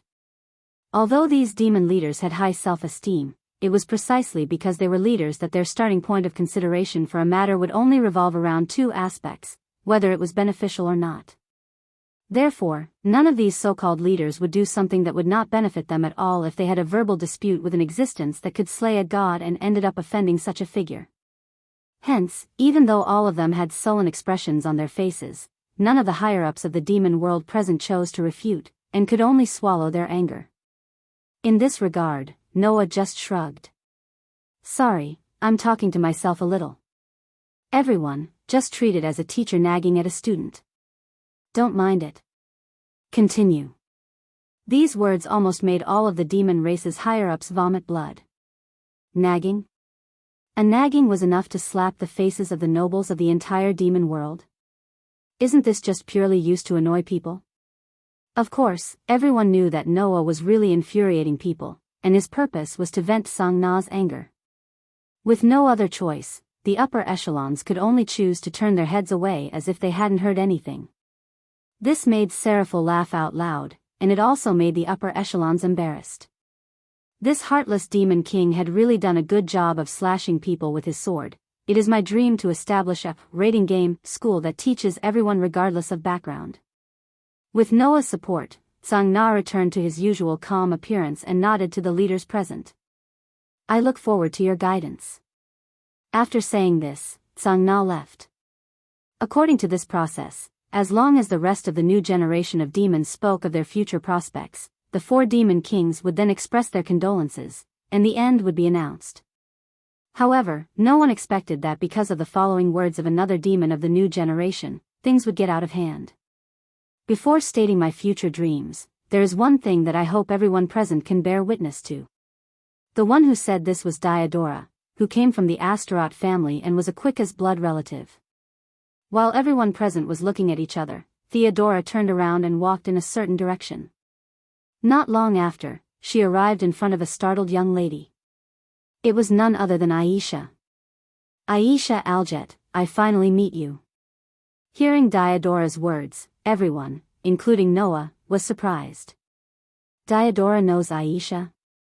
On the other hand, Aisha herself was at a loss after being greeted by Diodora. Then, may I ask, judging from Aisha's behavior, it was obvious that Aisha did not know Diodora. Have you forgotten me? Diodora looked at Aisha with a gentle expression and said this. Then, if you see this, you should remember, right? After saying that, Diodora suddenly pulled open the clothes on her chest, revealing a scar. It was a scar that looked quite deep. Seeing the scar, Aisha couldn't help but widen her eyes. That wound, could it be? It seems that you still remember me. I'm very happy, Diodora said happily. I'm so lucky to be able to see my savior here. Hearing this, not to mention the onlookers who were still confused, Liath and the others who knew Aisha's past finally remembered. Noah also narrowed his eyes and looked at Diodora. Savior? Aisha was a demon savior? Then, the identity of this demon was about to be revealed. When Aisha was still the saintess of the church, she was branded as a witch because she accidentally saved a demon. It was because of this that Aisha was expelled by the church. The identity of the demon who was once saved by Aisha was finally revealed to the public. Since then, I've been thinking about you and couldn't forget you. Even when I heard that you were expelled by the church and lost track of you, I've been looking for you. Today, I finally see you, Aisha. Diodora knelt on one knee in front of Aisha, who was caught off guard, in front of everyone, and said words with a sincere face that stunned everyone. It must be fate to be able to meet you here. Aisha, I hope you can become my wife. Please marry me. I love you. This time, everyone widened their eyes because of the development in front of them. Diodora was actually proposing to Aisha. Aisha was taken aback and didn't know what to do. As if she didn't want to give Aisha the thought of rejecting, Diodora launched a fierce attack. I swear in the name of the Astaroth family that I will definitely make you happy. I also hope that the 4 demon kings and the elders of the superior demons present can be my witnesses." As soon as she finished speaking, Diodora reached out her hand, seemingly intending to hold Aisha's hand. Chapter 672. Noah, who had been sitting at the top with Sazax, Seraph, Achuka, and Felubium, looked down at everything that was happening below. When Theodora was about to hold Aisha's hand, he suddenly felt that something was wrong. That feeling was as if some unpleasant smell had suddenly been mixed into the originally fresh air, and it was very uncomfortable. Of course, it was not that Noah could not bear to see Aisha being touched by others, but Noah's extremely sharp intuition was telling him that this matter was definitely not as simple as it seemed on the surface. This made Noah's eyes flicker. One had to know that Noah's intuition was not some inexplicable sixth sense for no reason, but was directly linked to the hints of the world. Therefore, under normal circumstances, if Noah's intuition sensed something bad, it was half of the time that something was wrong. Noah also trusted his intuition very much. At that moment, Noah stared in Liath's direction with a hint of sharp pressure in his eyes. This pressure made Liath finally react. After understanding, she immediately stepped forward and stood in front of Aisha. "Wait a minute, Theodora." Theodora, who was about to hold Aisha's hand, raised her head and looked at Liath. Phew. Aisha was obviously relieved, proving that she did not know how to deal with Theodora at all. While hiding behind Liath, she also looked in Noah's direction for help. Noah just nodded at Aisha, and she understood something and showed a relieved expression. "So, the demon that Aisha saved during the time of the church is the next master of the Astaroth family? It's because of him that Aisha was exiled from the church, right?" Genova and Irina stood beside Aisha as if they wanted to protect her. They started to size up Diodora seriously.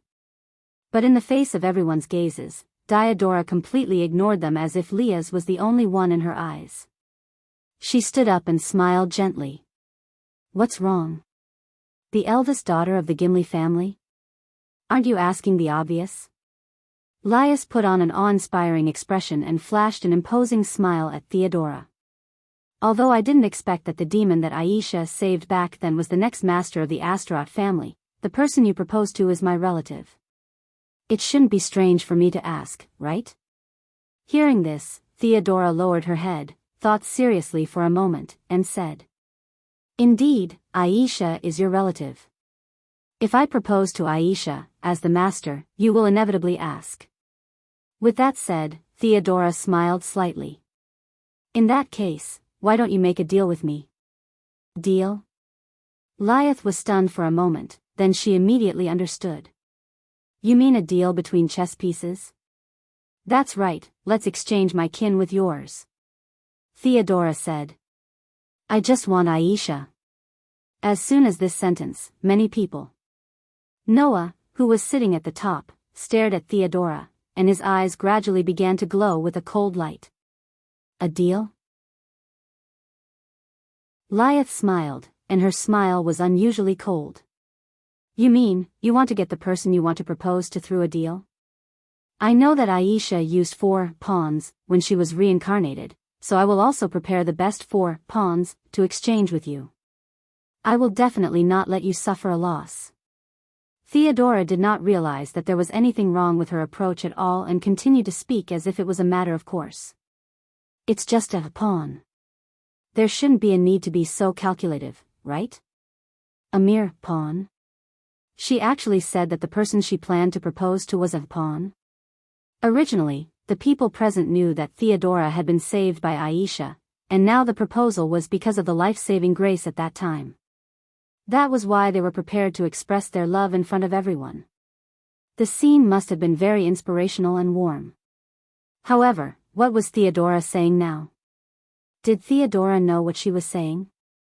With Liath in the lead, Junai, Genova, Irina, Label, Kiba Yudo, and the others all revealed cold expressions. Even Sung Na and his family frowned and looked at Theodora coldly.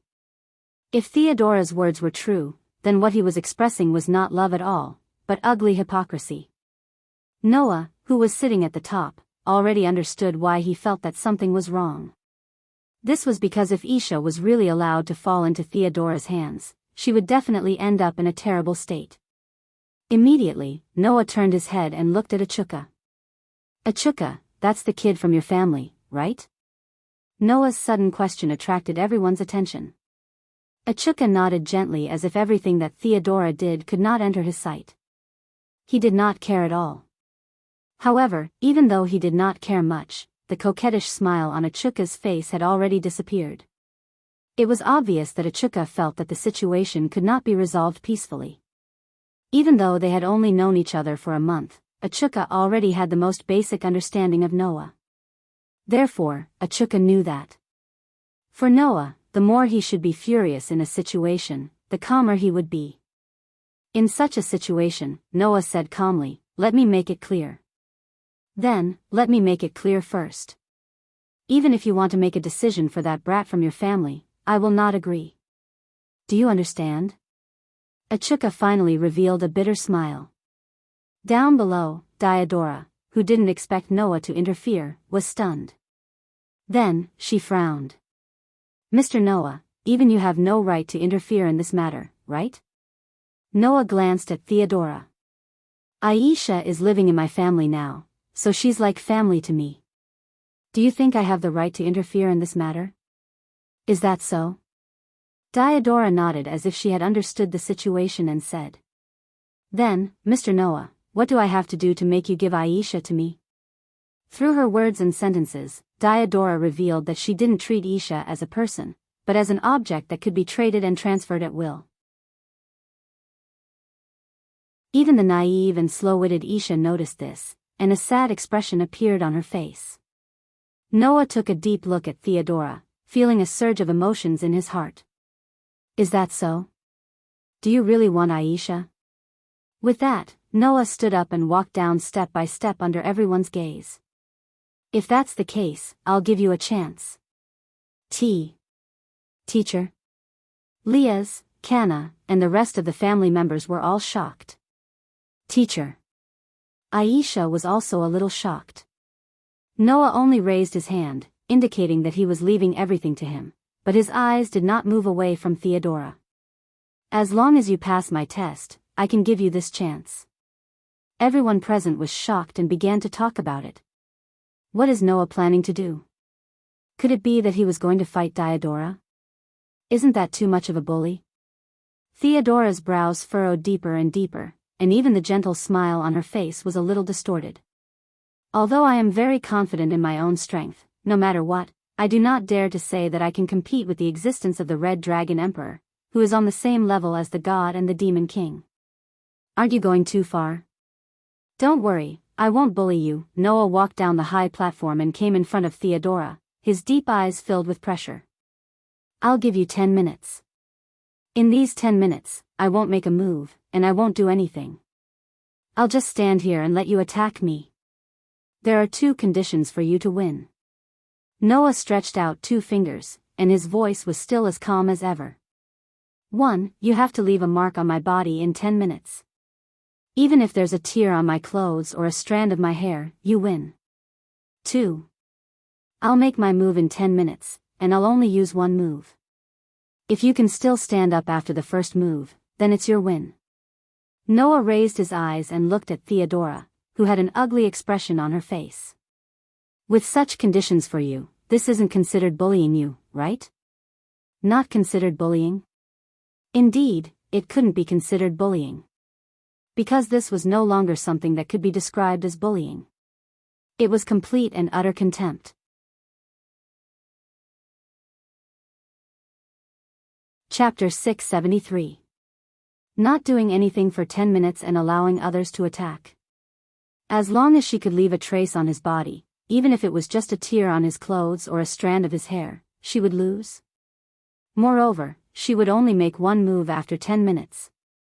After 1 move, if the opponent could still stand, would it still be considered a loss? No matter how one looked at it, it did not seem like she had a chance of winning. However, Noah still said these words. What did that prove? This proved that Noah believed that even if he stood still and allowed Theodora to attack him, she wouldn't be able to leave a single mark on his body. She wouldn't even be able to damage a single strand of his hair. It also proved that in Noah's opinion, one move was enough to deal with Theodora. If this wasn't contempt, then what was? Theodora's expression had completely sunk, and it was even a little unsightly. Are you insulting me? Insulting me, a pure-blooded superior demon and a blood relative of the current demon king Beelzebub? Do you think I'm insulting you? Noah could not help but laugh, but there was no smile in his eyes.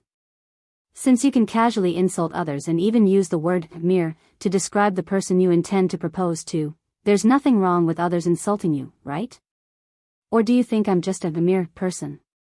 Theodora gritted her teeth, but she seemed to be holding back something and smiled slightly. In that case, as the God Slayer and the Red Dragon Empress, your words should count, right? Of course. Noah smiled coldly. Although I've made a considerable concession, it's really disgusting to hand Isha over to someone like you. So, let me participate in it personally. Otherwise, it'll be too uncomfortable. If Theodora's words just now were to treat Isha as an object, then Noah's words were to show that he did not take Theodora seriously at all.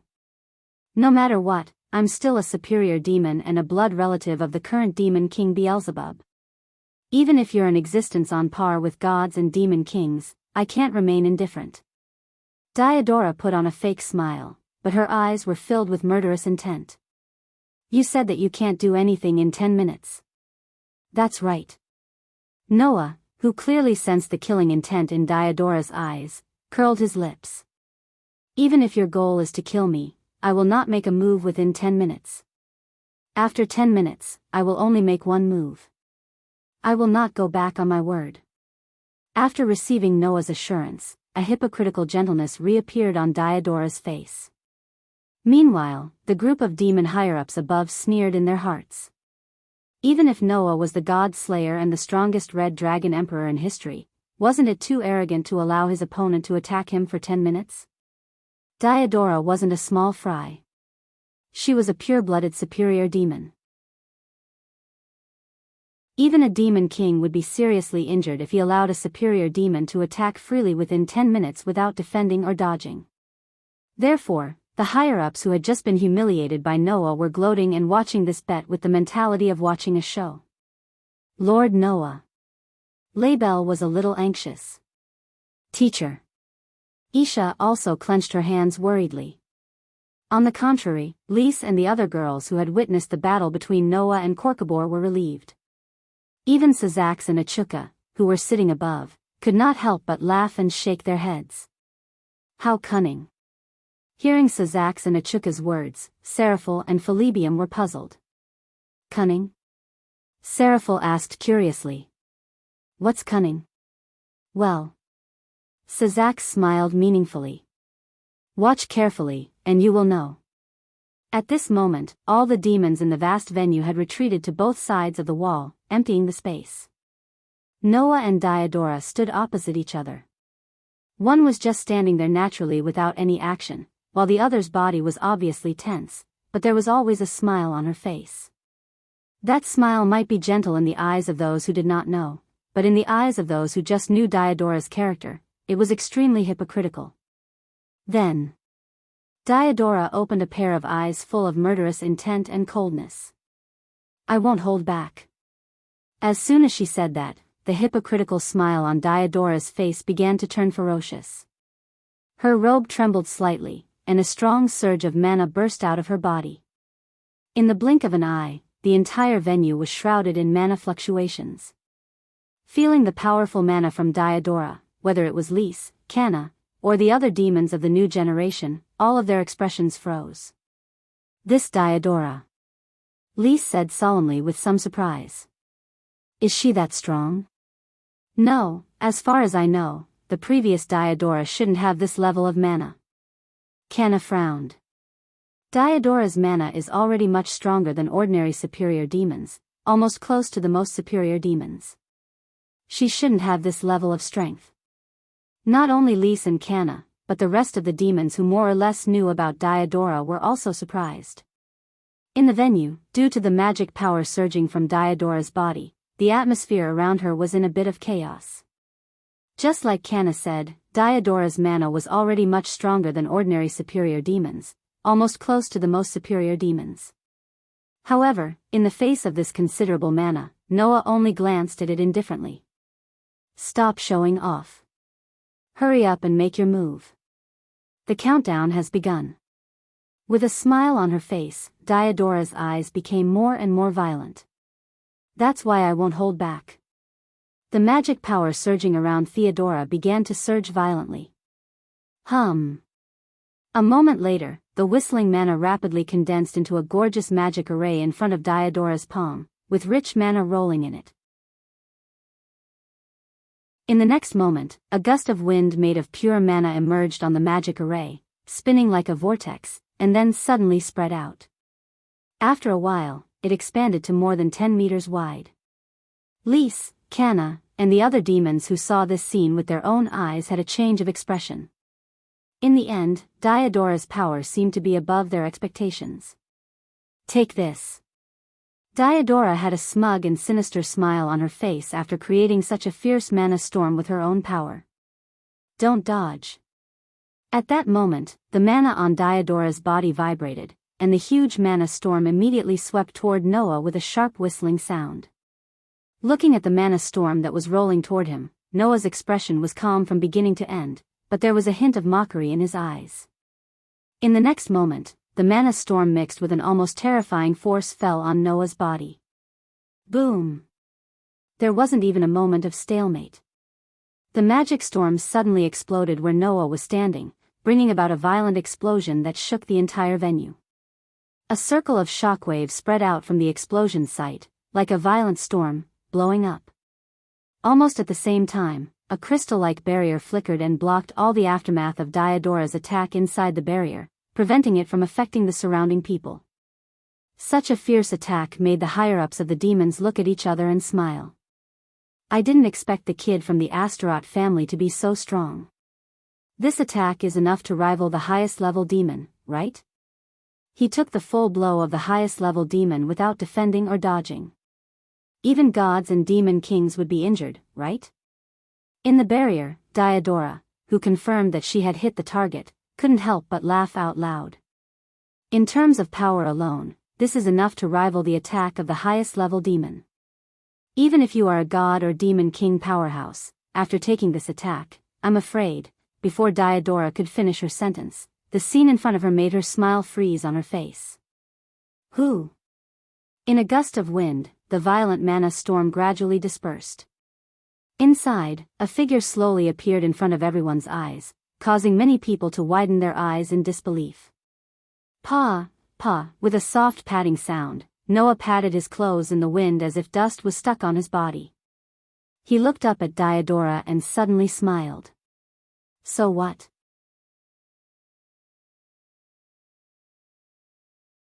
Chapter 674. Impossible. When Noah, who was completely unscathed and whose clothes were not in a mess, reappeared in her field of vision, the disgusting smile on Diodora's face finally disappeared. What was left was the same disbelief as the surrounding demons. That was my all-out attack, comparable to the attack of the highest-level demon. Even if it was an opponent of the same level as gods and demon kings, if they did not dodge or defend, it was absolutely impossible for them to be unscathed. That's all you want to say? Noah cast his gaze directly on Diodora. 10 minutes will pass in minutes and seconds. Damn it. Only then did Diodora realize the severity of the situation. She couldn't care less about anything else. She raised her palm, and the violent mana immediately formed a gust of wind again, converging into a tornado. At first, it was only the size of an arm, but after a while, the tornado of mana skyrocketed and turned into a gigantic tornado in the blink of an eye, as though it was a physical tornado. Since one attack is not enough, then I'll keep attacking. I don't believe that 10 minutes of continuous attacks won't leave any scars on your body. As Diodora shouted in a slightly inflated voice, the tornado of magic power whistled and spun in the space, continuously pulling out the stone bricks on the ground and sucking them into it. Then, the violent magic power twisted them into stone fragments that filled the sky. It had to be said that Diodora was indeed quite amazing for a new generation demon to be able to use this level of power.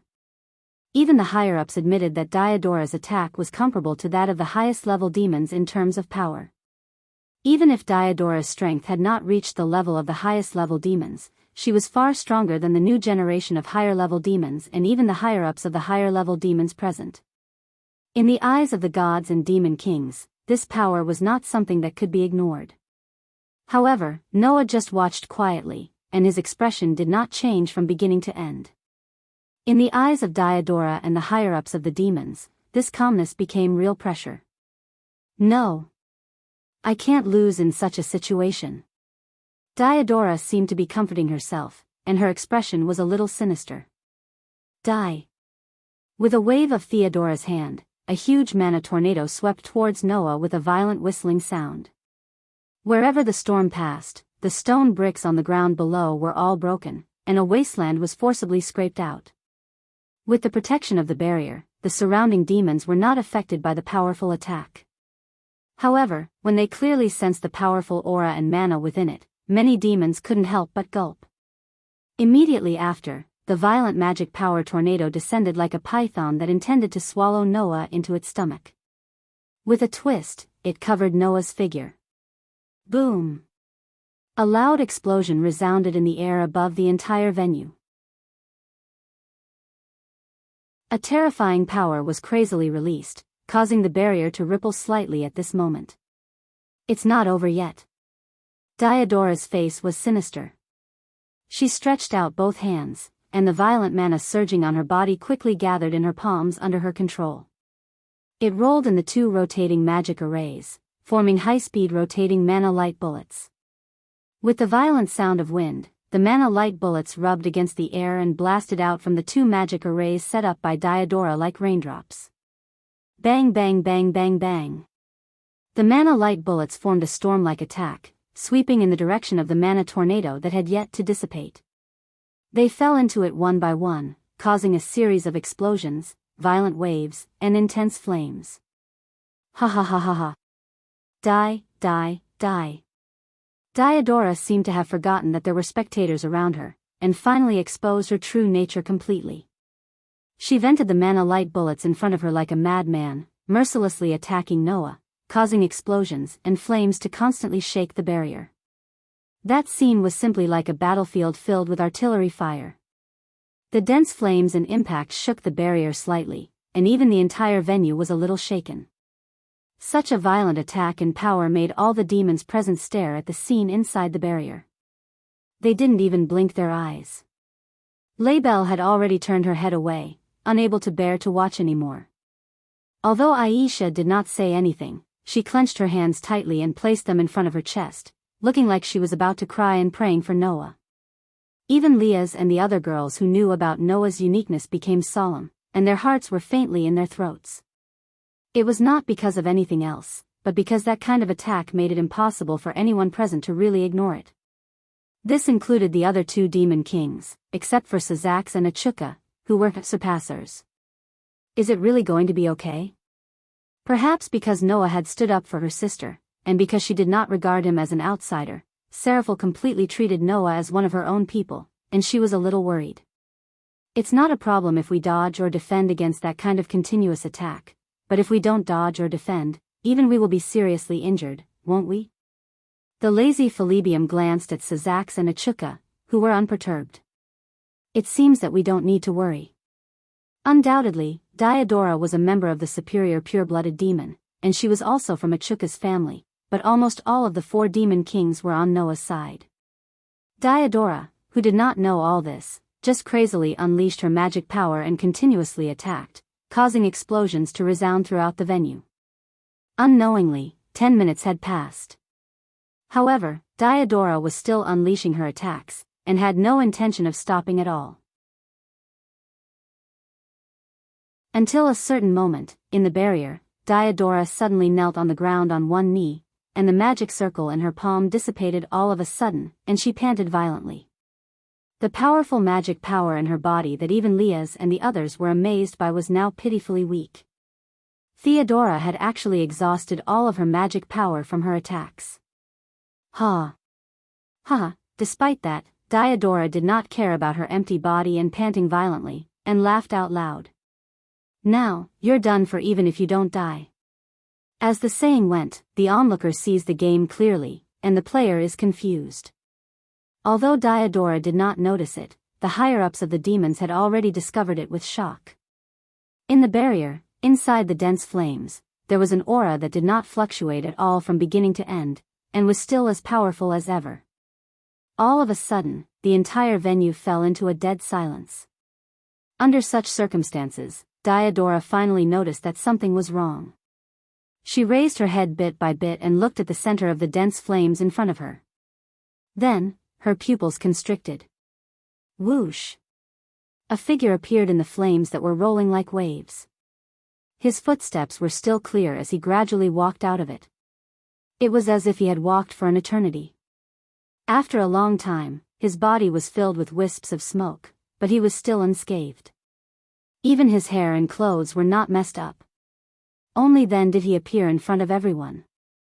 17 minutes, a calm and deep voice slowly echoed in the surroundings. Attacking continuously for 17 minutes without stopping. Your magic power is indeed impressive, but unfortunately, it still can't reach the realm of a god. Diodora's face was already distorted due to shock, and she even slumped to the ground. Looking at the expressionless Noah who was walking toward her step by step, her body began to tremble. Impossible, impossible.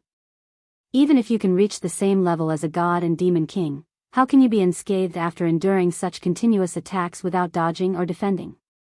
You must have used some method to dodge or defend. You must be cheating. No matter what, you're still a superior demon. Even if you lose, please lose with dignity. You're simply a disgrace to the entire demon world. Noah continued to walk toward Diodora and sneered. Fine, I'll let you know why you lost. Let me tell you, since the day I killed the god, my physique has changed. I have an extremely strong resistance. Apart from direct physical attacks, unless it's an attack that reaches the level of a god, all mystical powers will be nullified by my body. Everyone was shocked.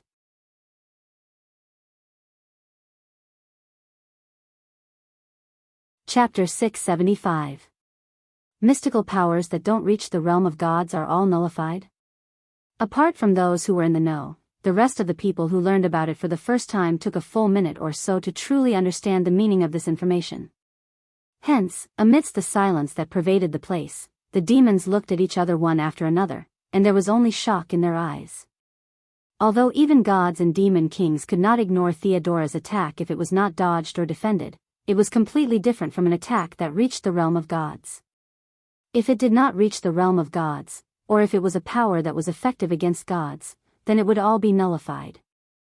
In other words, no matter how much Theodora's attack surpassed that of an ordinary superior demon, or even reached the level of a demon king, as long as it did not reach the realm of gods, it would not be able to leave a single trace on Noah's body even if it was given 10 days to attack freely, let alone 10 minutes.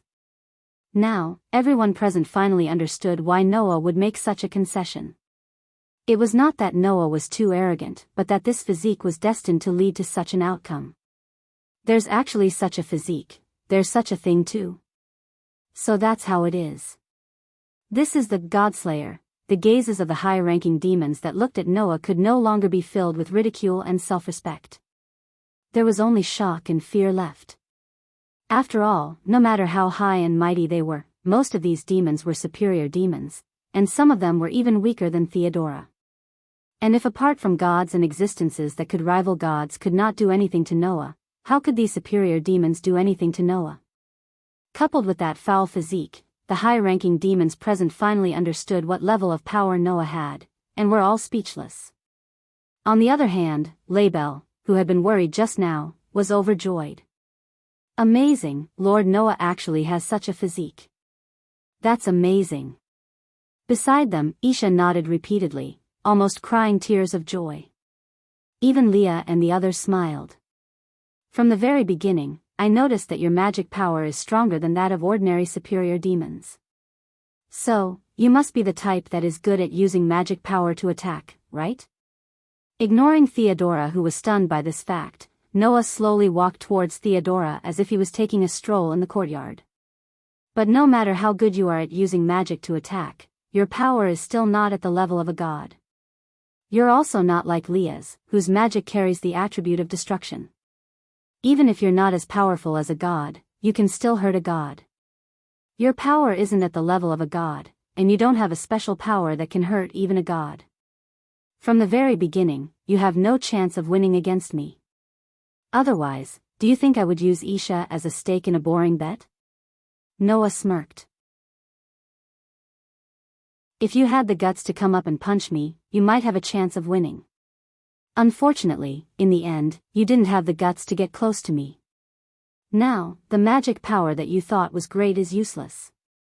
You must be very happy, right? After saying that, Noah's voice turned cold all of a sudden. Of course, you still have a chance of winning. As long as you can withstand a blow from me, victory will be yours. As soon as he finished speaking, a terrifying pressure began to slowly spread from Noah's body. So, I won't be merciful. The heavy pressure immediately covered the entire venue. Everyone present, except for the 4 demon kings, felt as if their bodies were suddenly pressed down by something extremely heavy. Their hearts skipped a beat, and their shoulders sank. They felt as if their bodies had become much heavier, and it was difficult for them to move. On the other hand, Diodora, who was specifically targeted by the pressure that pervaded the entire arena, slumped to the ground. While looking at Noah with an extremely horrified expression, she shifted her buttocks and retreated without caring about her image. At the same time, she yelled loudly. "Don't come over. Don't come over." At this moment, not only could Theodora no longer maintain her previous hypocritical and gentle image, but she could not even maintain the dignity of a pure-blooded demon. This made many demons' faces extremely ugly. Theodora, who did not notice that the gazes looking at her had begun to become contemptuous, was still screaming. "Do you know who I am? I'm a pure-blooded superior demon. And I'm the blood relative of the current demon king Beelzebub. You're just a human. Don't come near me." Such a performance and such words were simply ugly to the extreme. Achuka's expression had become emotionless, as if the ugly guy below was just a stranger. She was quite cold. As for the eyes of Liath and the others, they had completely turned into disgust. Even I want to laugh at myself for being so serious with a guy like you for so long. Noah's eyes were cold. "Let's get rid of you quickly. You're too ugly." "Wait. Wait. Don't you want that nun? Here. I'll give it to you." The excessive fear finally crushed Theodora's heart, causing her to cry out. "Not just Aisha. My dependents. I'll give you all the nuns I've raised in captivity." This sentence not only stunned the surrounding people, but also made Noah's footsteps stop slightly and frown. "Your dependents? The nuns you've raised in captivity?" "That's right. My dependents are all nuns from the church." Theodora shouted desperately as if she was hugging her last life-saving straw. They were originally extremely devout believers or women who had a close relationship with the church headquarters. They were all famous nuns and saintesses from all over the world. After I forcefully obtained them, they became my dependents. Although I've already used them once, they'll definitely satisfy you. For a moment, the people present couldn't believe what they had just heard. Aisha, Genova, and Irina all widened their eyes in shock. Noah's eyes gradually focused, and the way he looked at Theodora began to change. "So, all your dependents are nuns that you forcefully seduced?" "Yes. That's right." Theodora seemed to think that Noah was moved by her. She nodded repeatedly and began to self-destruct regardless of everything. "If you think it's not enough, I can still find more for you. I'm the best at this kind of thing. You got Aisha thanks to me. For this reason, let me go."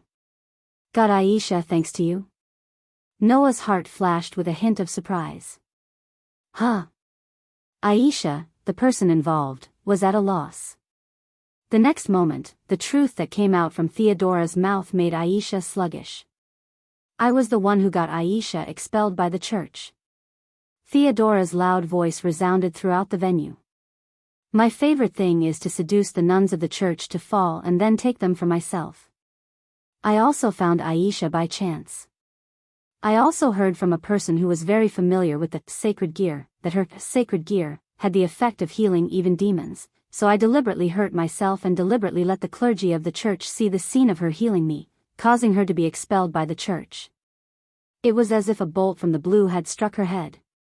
Aisha felt as if her mind had gone blank with a loud bang. Noah clenched his fists almost subconsciously, and his voice lowered little by little. In other words, Aisha's expulsion by the church was all planned by you? I originally planned to turn Aisha into my dependence after she was killed by the fallen angel, but she surrendered to you, and that's why she came to your side. Theodora did not notice the change in Noah at all and was still shouting self-righteously. So, you got Aisha thanks to me. You have to thank me. In Theodora's heart, perhaps she had never thought about what Aisha was to Noah. Because in Theodora's opinion, it was just a hobby that suited her for a moment of fun. Therefore, Theodora said these words as a matter of course, and she also thought that it was a matter of course. Bastard. Liaz and her entourage were enraged. Aisha lowered her head, and tears fell from her face.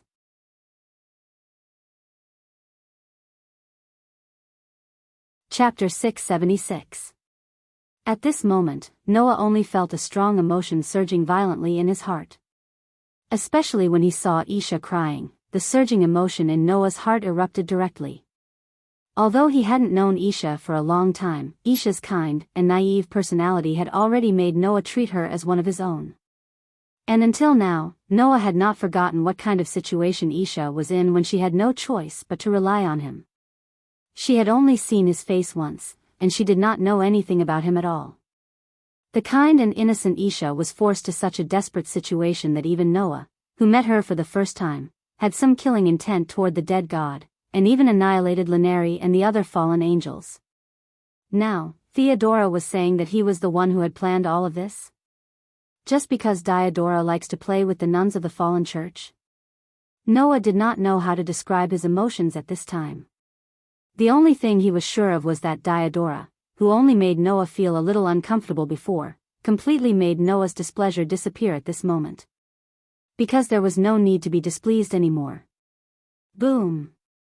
Like a sharp blade, a magic power so sharp that it seemed to be able to cut people into thousands of pieces soared from Noah's body, instantly enveloping the entire world.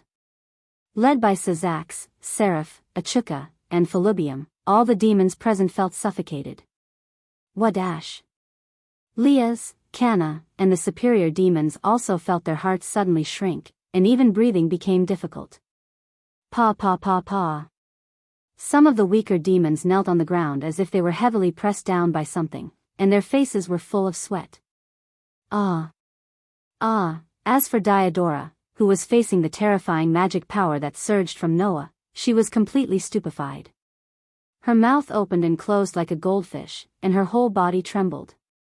Her complexion paled, and fear filled her face. Looking at Noah, who was standing in front of her with his head lowered and his bangs covering his expression, Diodora's lips trembled, and she could only squeeze out 2 words from her throat. Spare me, these were the last words that Diodora left in this world. Hum. The gorgeous magic array rotated in front of Noah, and like the muzzle of a cannon, it aimed at Theodora. An astonishing amount of mana surged out of the array and gradually converged into a ray of light. Ah!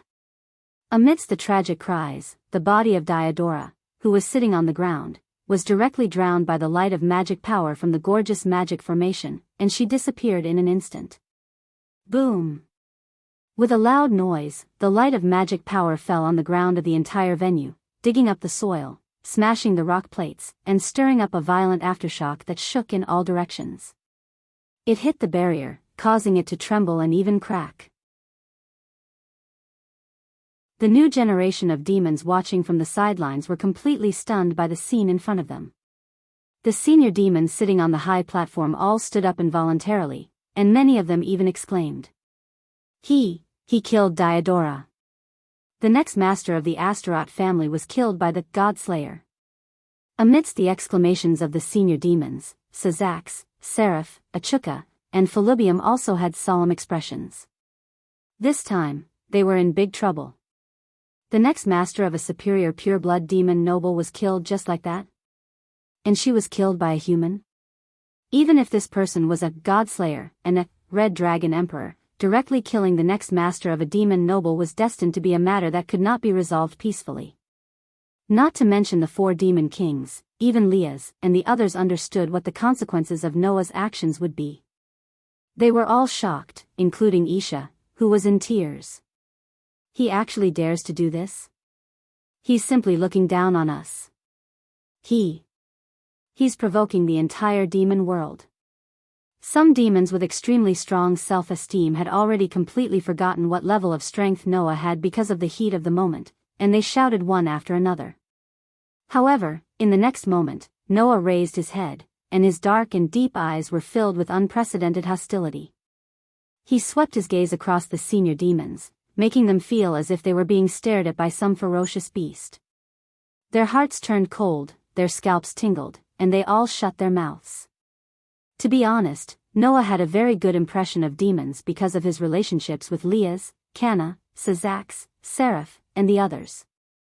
However, at this moment, Noah really felt disgusted with the so-called demons from the bottom of his heart. Of course, this was only directed at those senior demons. These senior demons only knew that a pure-blood superior demon had died in the hands of Noah, but did they ever think about the reason why this demon was killed? Even if they did, they probably did not care, right? After all, in the eyes of these extremely pedantic pure-blood demons who had lived for who knew how long, a nun of the former church who had reincarnated as a low-level demon was not as important as a pure-blood superior demon. Even though they knew that Diodora had toyed with Isha's life like that, these demons did not understand the reason for Noah's killing intent and were still clamoring. Under such circumstances, Noah did not intend to talk too much nonsense with these so-called senior demons. He turned around, held Isha's hand, and left without hesitation while she was still in a daze with 2 lines of tears on her cheeks. Isha, Genova and Irina followed him without hesitation. On the other hand, Leah's, Junai, Laibel, and Kiba Yuto were clearly mindful of the situation. They bowed at the 4 demon kings, turned around, and quickly chased after them. The entire venue fell into an extremely oppressive atmosphere. Everyone looked at the deep pit in the middle of the venue where Diodora was buried and completely disappeared, and were speechless for a long time. Sigh. Achuka sighed with some complicated feelings. Achuka. Sazax opened his mouth, but after calling Achuka, he did not know what to say. There was no other way. The dead person was Achuka's blood relative after all. Although Achuka seemed to be on Noah's side from the beginning to the end, that was also because he did not expect Diodora to dig her own grave, right? Now that Diodora was dead, and she died in the hands of Noah, Sazax did not know if Achuka regretted not stopping the bet, so he could only choose to remain silent. Seraph was at a loss for what to do. What should we do now? Noah killed Diodora. And in front of the 4 demon kings and the entire upper echelons of the demon world. Presumably, when they came back to their senses, there should be a lot of prideful demons who would start to cause trouble, right? No matter what, there's definitely going to be trouble. The usual laziness on Felubium's face had disappeared. However, the other party is the God-slayer and the Red Dragon Emperor. We can't really become enemies with him. Sazax nodded gravely. It seems that we can only suppress the demon's dissatisfaction. The problem is the Astaroth family. Don't worry, Diodora is not the only bloodline in the Astaroth family, Achuka said faintly. So, I'll explain to the Astaroth family. The 4 demon kings all nodded slowly, and instantly decided on a plan to deal with this matter. From this aspect, it could be seen that even if they did not act like demon kings in private, Sazax and his party were still demon kings after all. They were very decisive and wise. It was believed that the upper echelons of any force would not make such a stupid decision to become enemies with someone who could be on the same level as gods and demon kings for the sake of a superior demon. In particular, Sazax and Achuka, who had accompanied Noah in training for a whole month and witnessed the full extent of Noah's current strength, understood this even more clearly. In the end, becoming enemies with Noah was an unnecessary and stupid thing to do. Therefore, almost every demon king was inclined to minimize this matter and turn it into nothing. At this time, Seraph, who inadvertently looked in the direction of the deep pit, was startled and cried out in surprise. "What's that?"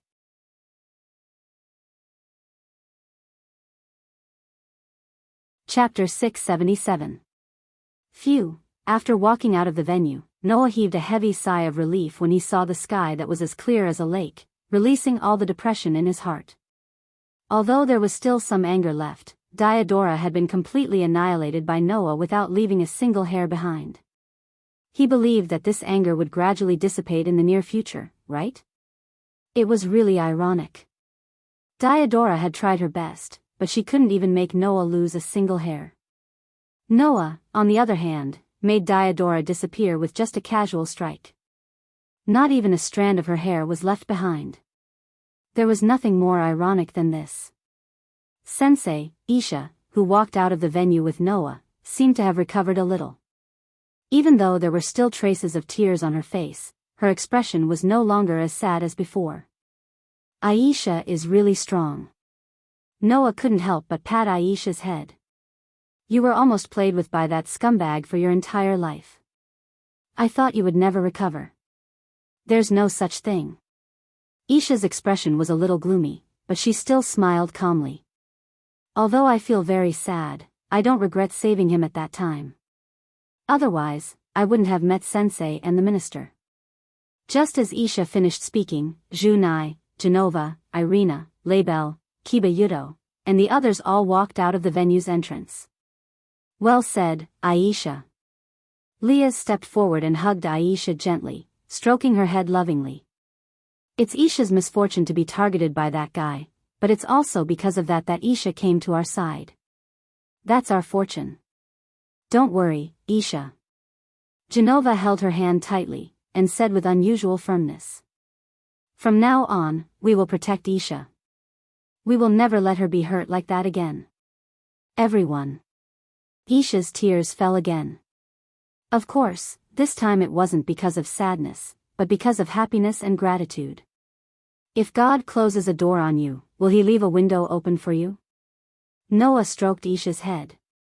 From this point of view, it must be Aisha's piety that moved even the dead God. That's why he protected you from falling into the hands of someone like Theodora and came to our side, right? That's right. Hearing Noah's words, Irina's eyes shone as she held Noah's hand at once. She was the most devout believer in God. As expected of teacher, well said. Isha and Genova's eyes also lit up, as if they had received some kind of revelation. Their faces were pure and holy. As expected, even though the Lord has passed away, we have not been abandoned. My hope has been rekindled. Ah, thank you, Lord. Aisha, Genova, and Irina couldn't help but hold hands in front of their chests and pray. Awoo. It was a pity that as demons, once they prayed to God, the system that remained in the heavens would cause harm to the demons. As a result, the three demon girls immediately clutched their heads and cried out after praying to God. Ahahaha. Leah's and the others couldn't help but laugh out loud. Seeing this, Noah breathed a sigh of relief. It couldn't be better that Isha wasn't hurt because of Theodora's actions. At this moment, a small magic circle flashed in front of Leah's. A small figure emerged from it and imprinted itself in everyone's eyes. Brother? Leah's reacted. It was Sazax. Leah's. The small Sazax voice that emerged from the small magic circle sounded rather serious. Noah is with you, right? Let him come to us. Hearing that, Leah's and the other girls all fell silent. Presumably, Leah's and the others thought that Sazax was looking for Noah to negotiate with Noah about Theodora. However, Noah heard a hint of something wrong from Sazak's serious tone. Although Noah had killed Theodora in front of all the high-ranking demons, greatly provoking all of them, with Noah's sharp political acumen, he could easily infer that in the long run, Sazak and the others were unlikely to become enemies with him, a god-slayer and the Crimson Dragon Emperor, for a pure-blooded superior demon. So, even if he intended to negotiate with him about Theodora, Sazak's tone shouldn't be so serious. Noah immediately spoke. Sazak, did something happen? Something did happen. Sazak nodded. Anyway, come to us first. We'll talk about the details when the time comes. I understand. Noah pondered for a moment and nodded.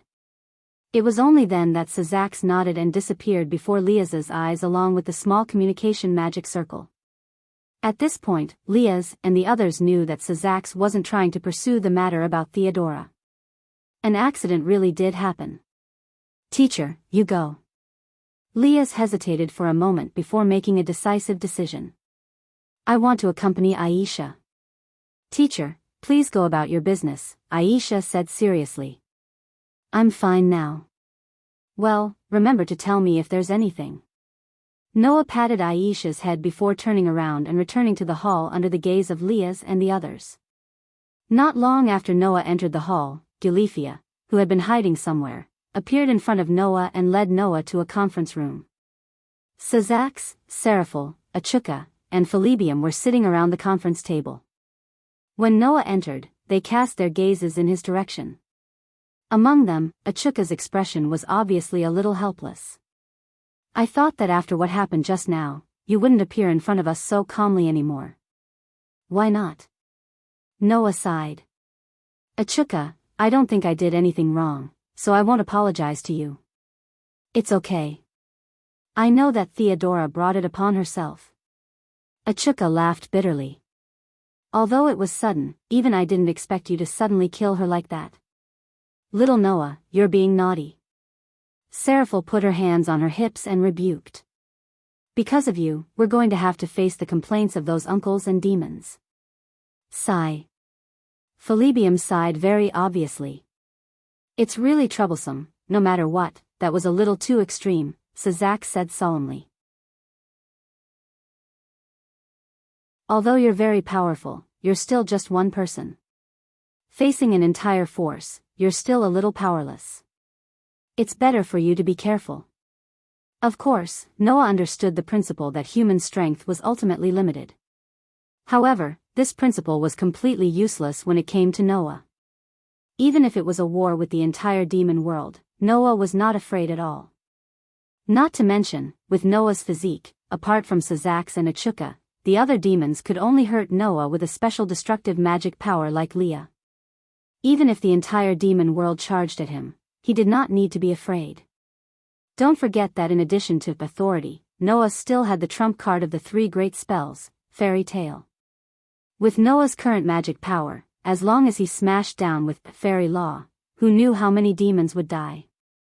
In terms of large-scale attacks, the Fairy Law was even more effective than the authority that Noah used. Therefore, numbers were meaningless in front of Noah. Even if he really went against the demon world, Noah was not afraid. However, no demon king had any intention of going against Noah. Even Sazak only said that he needed to be careful. As one could imagine, Noah's influence was quite great. Therefore, Noah sat down between Sazak and Seraphil and looked around. Something must have happened for you to call me here, right? Sazak immediately looked at the other three demon kings before looking at Noah. Actually, we found something at the place where you killed Theodora.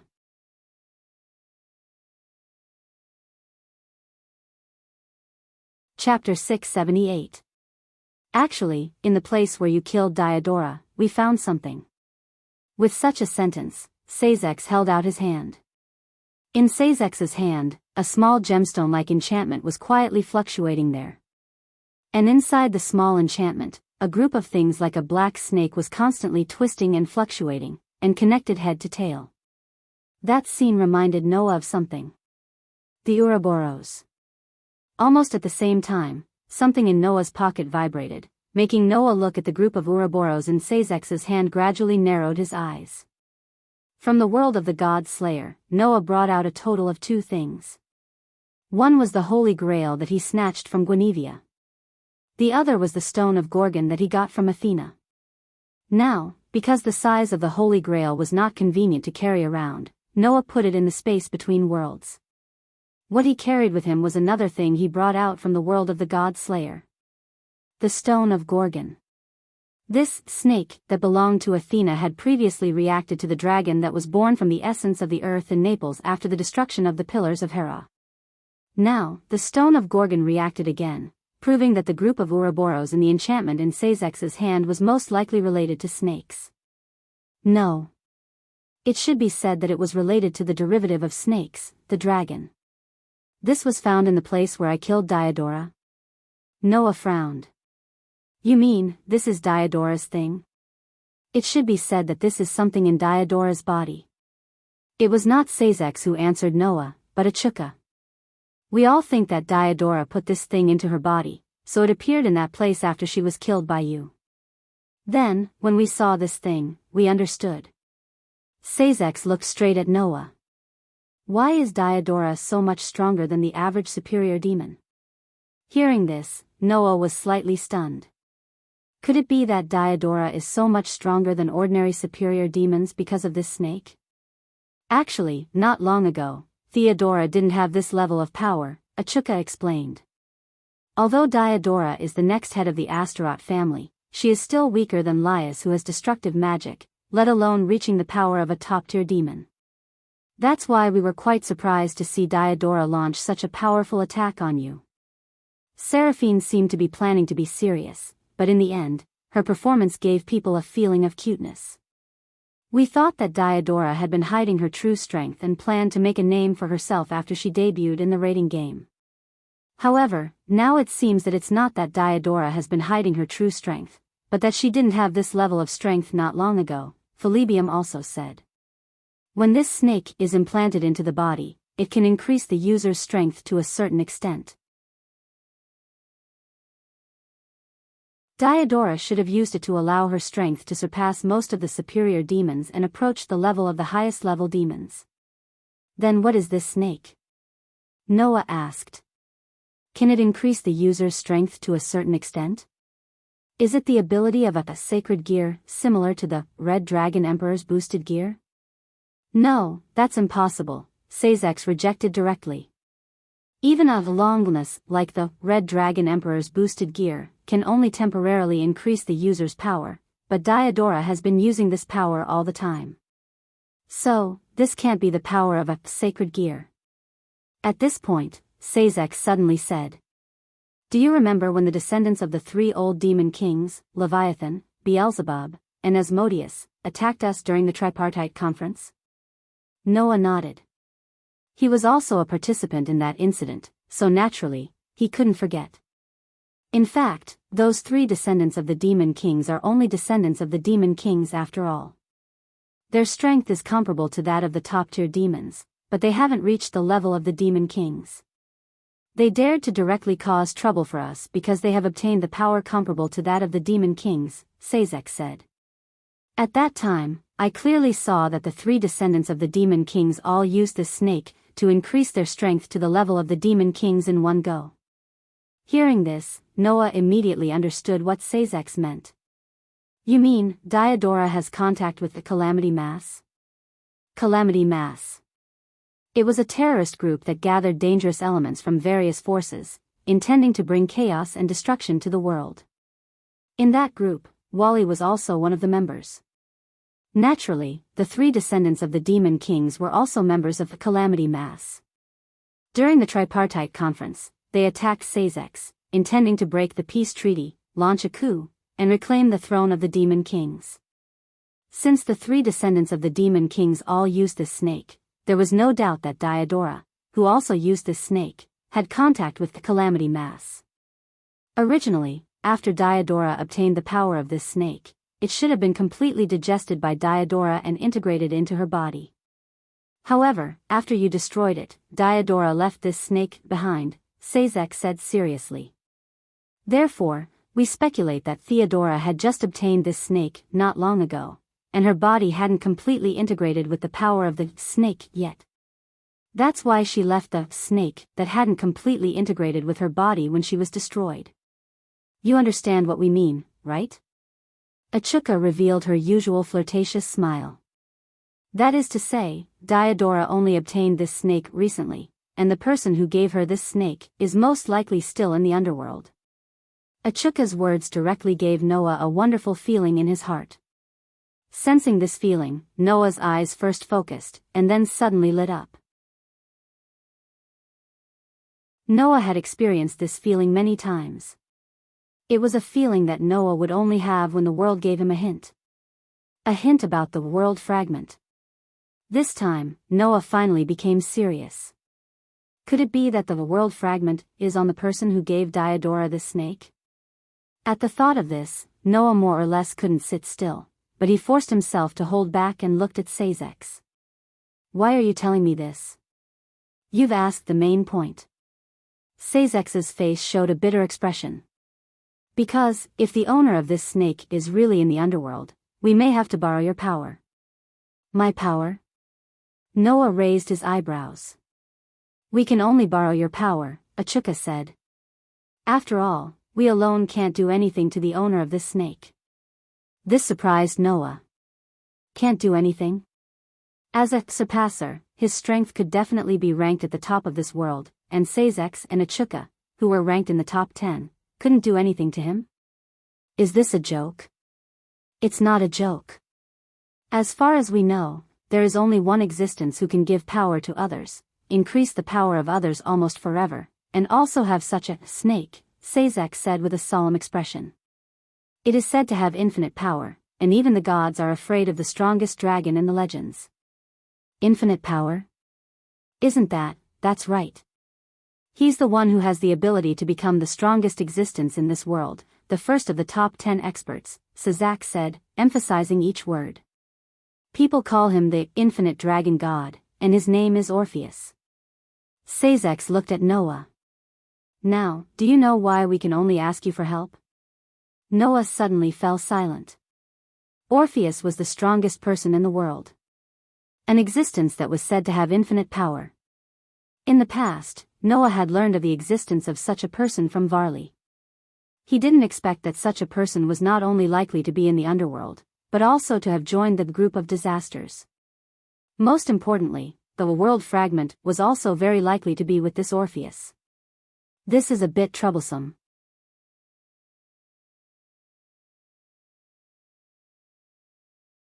Chapter 679. The underworld, the Jumanli family. Walking in the vast and luxurious corridor, Noah's mind was completely immersed in his own world. Orpheus. He was known as the strongest existence among the ranked experts in this world. After learning of his existence from Varley, Noah had various assumptions about this existence. The most basic assumption was, of course, the strength of the other party. There was no doubt that the strength of this existence, who was known to have unlimited power, was immeasurable. Sazex said that Orpheus was the strongest dragon with the title of Infinite Dragon God, a legendary existence that even the gods feared. Whether in terms of strength or level, Orpheus, who was known as the Dragon God, was above Drake and Erubian, who were sky dragons. Noah had also learned about the ranks of the dragon race from Drake. Putting aside those messy dragons, as far as Noah knew, there were 5 dragons in this world who were known as the 5 Dragon Kings, who could dominate the dragon race. Among these 5 dragon kings, even the weakest one had the power of a demon king. Above the dragon kings were the Red Dragon Emperor and the White Dragon Emperor, who were known as the 2 sky dragons. At the level of sky dragons, ordinary gods and demon kings were no longer a match for them. In fact, Drake and Erubian's strength was indeed enough to be ranked among the top 10 strongest in this world. Then, the dragon that was stronger than sky dragons like Drake and Erubian was Orpheus, who was known as the dragon god by the world. It was the highest level dragon that was 1 level higher than the sky dragons that could be ranked in the top 10. One could imagine how strong Orpheus was. When they were at the venue, Sazex had told Noah that Orpheus, as the strongest dragon, symbolized infinity. Therefore, Orpheus could provide his power infinitely, like giving the power of a snake to others, so that others could obtain a certain degree of improvement in power.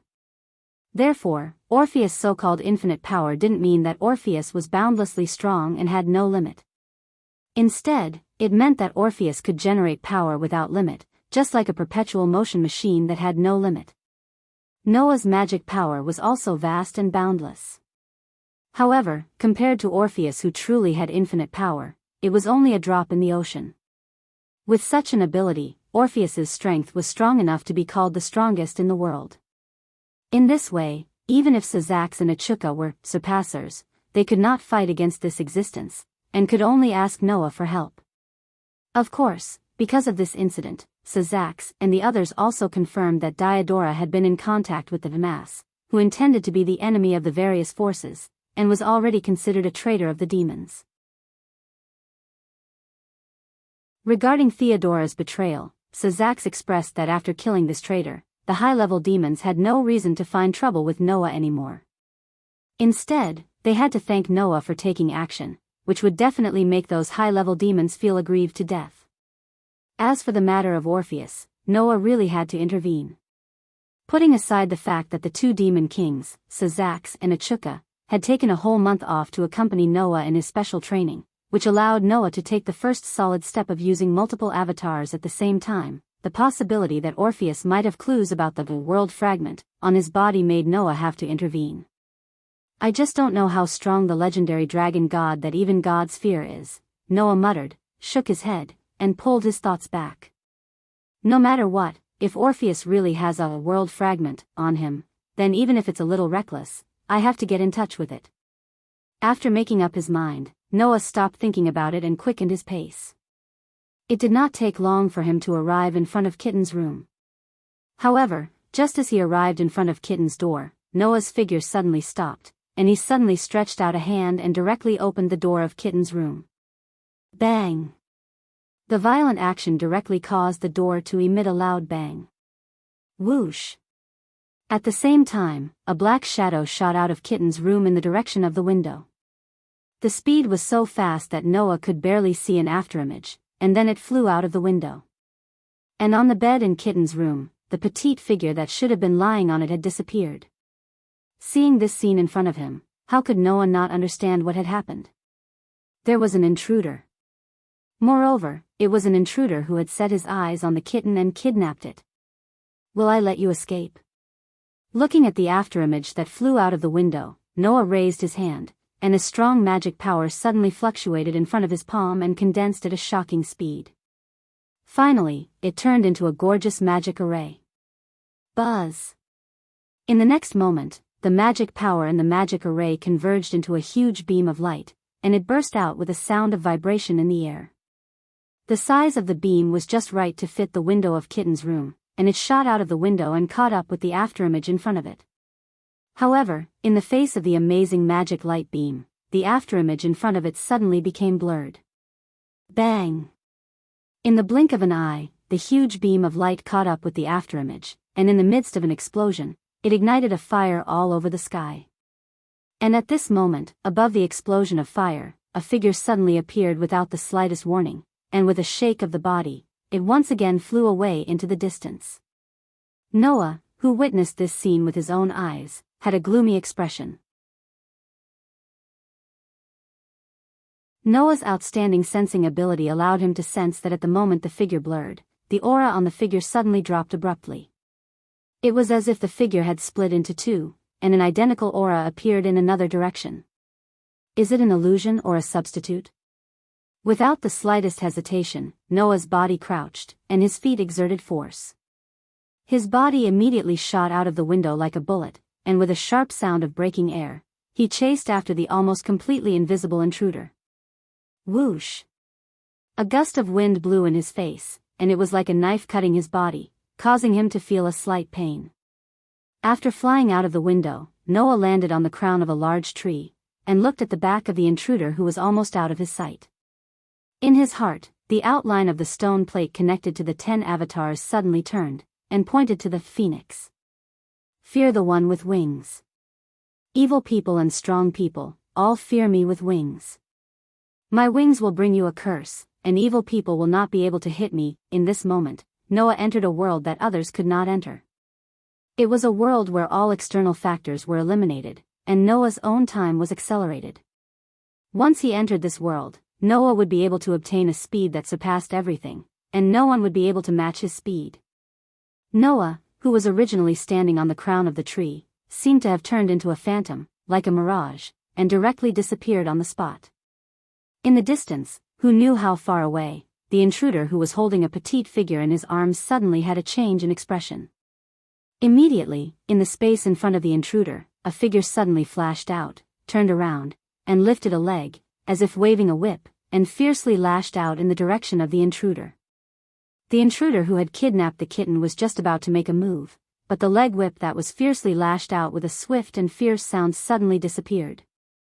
That was the phenomenon caused by Noah once again activating his god speed, causing his own attack to become an attack that could not be captured.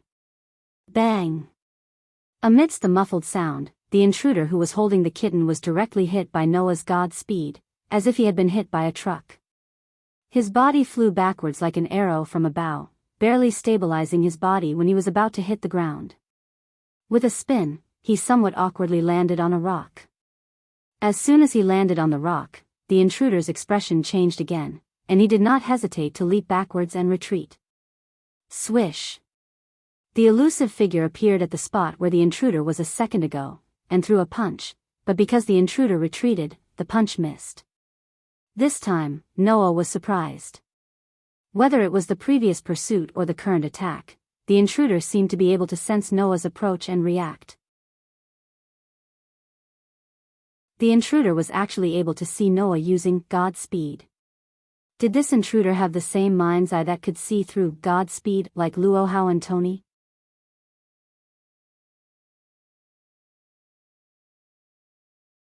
Chapter 680.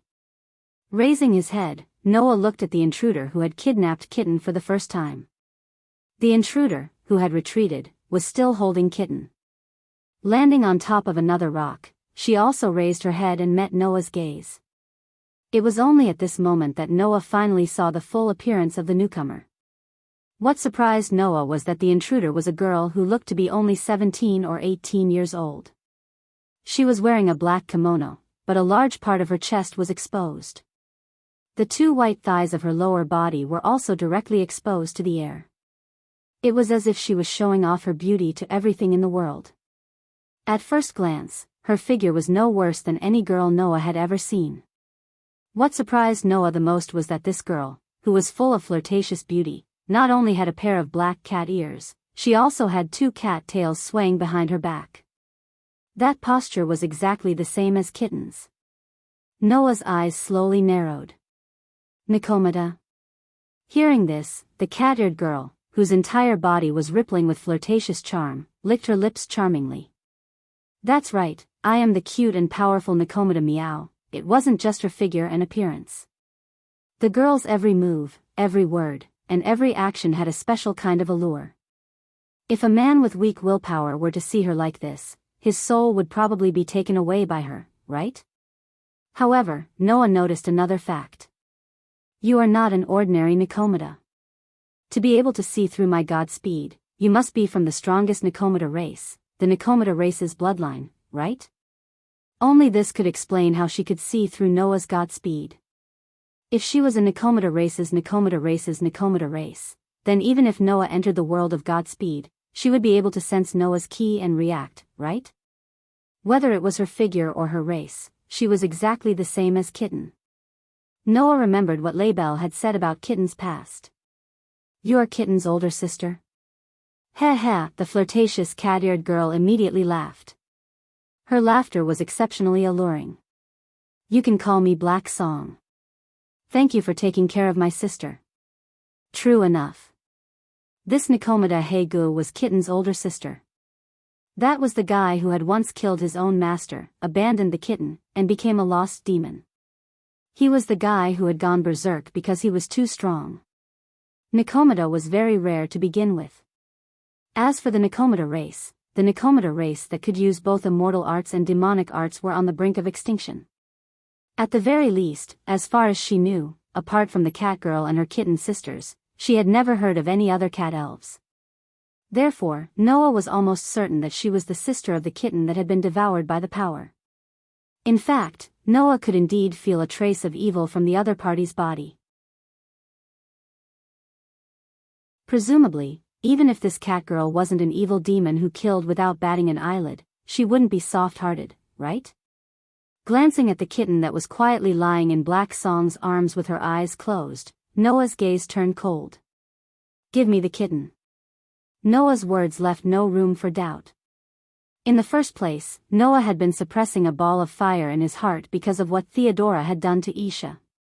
Now that Black Song had set her sights on the kitten, how could Noah, who had been suppressing that ball of fire in his heart, not be angry? "I don't care what your plans are for suddenly appearing in the underworld, and I don't care how dangerous you are to the demons. If you put down the kitten now, I can still tolerate it a little. Otherwise, I don't think I need to say it, right?" "Ugh, that's really scary, meow." Being stared at by Noah's cold eyes, even Black Song couldn't help but take a step back, the flirtatious smile on her face more or less slowing down. "But, unfortunately, this is my sister.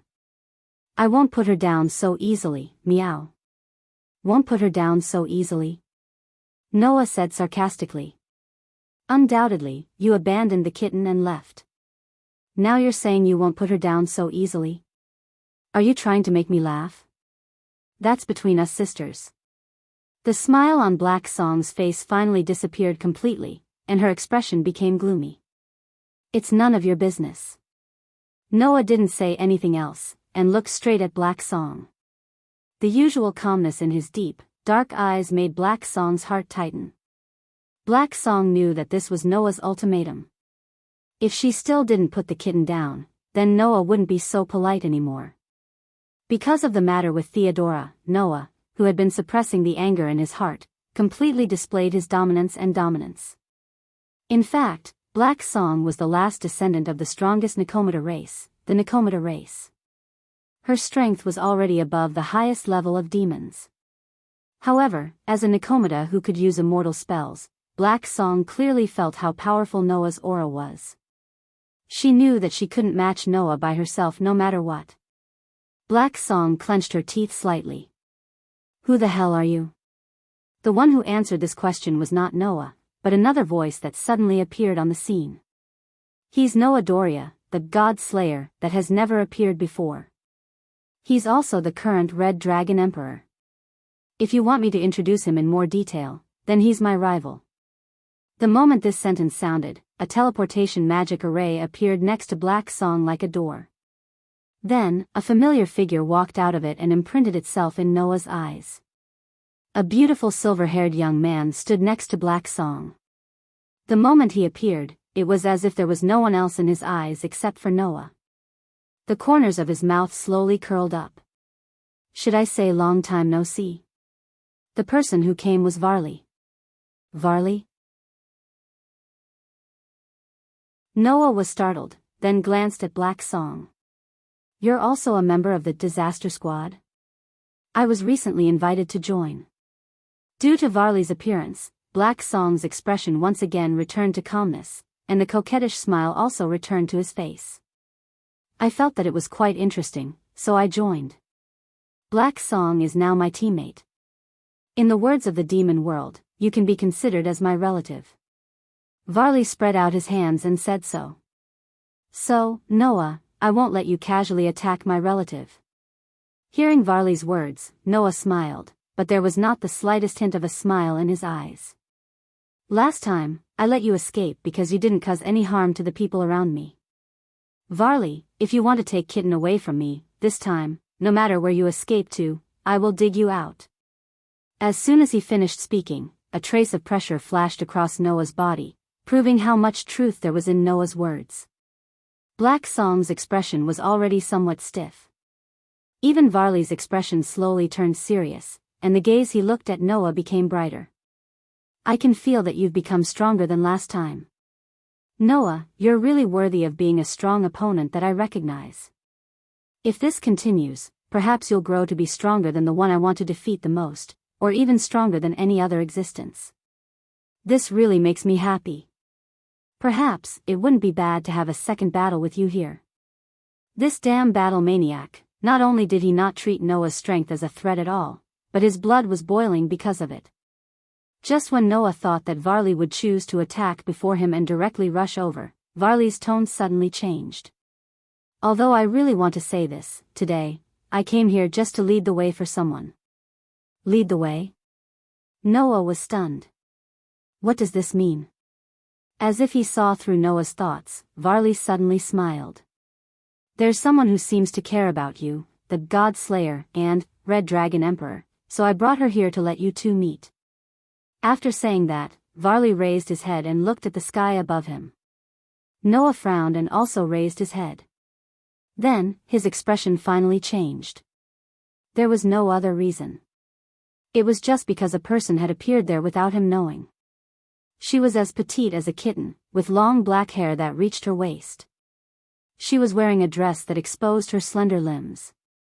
The girls seemed to have been looking at Noah the whole time. When Noah raised his head and their eyes met, she was still staring at Noah intently. Not long after, the girl softly opened her mouth, spitting out silent and short words. Long time no see, Drake. Noah's expression became completely dignified.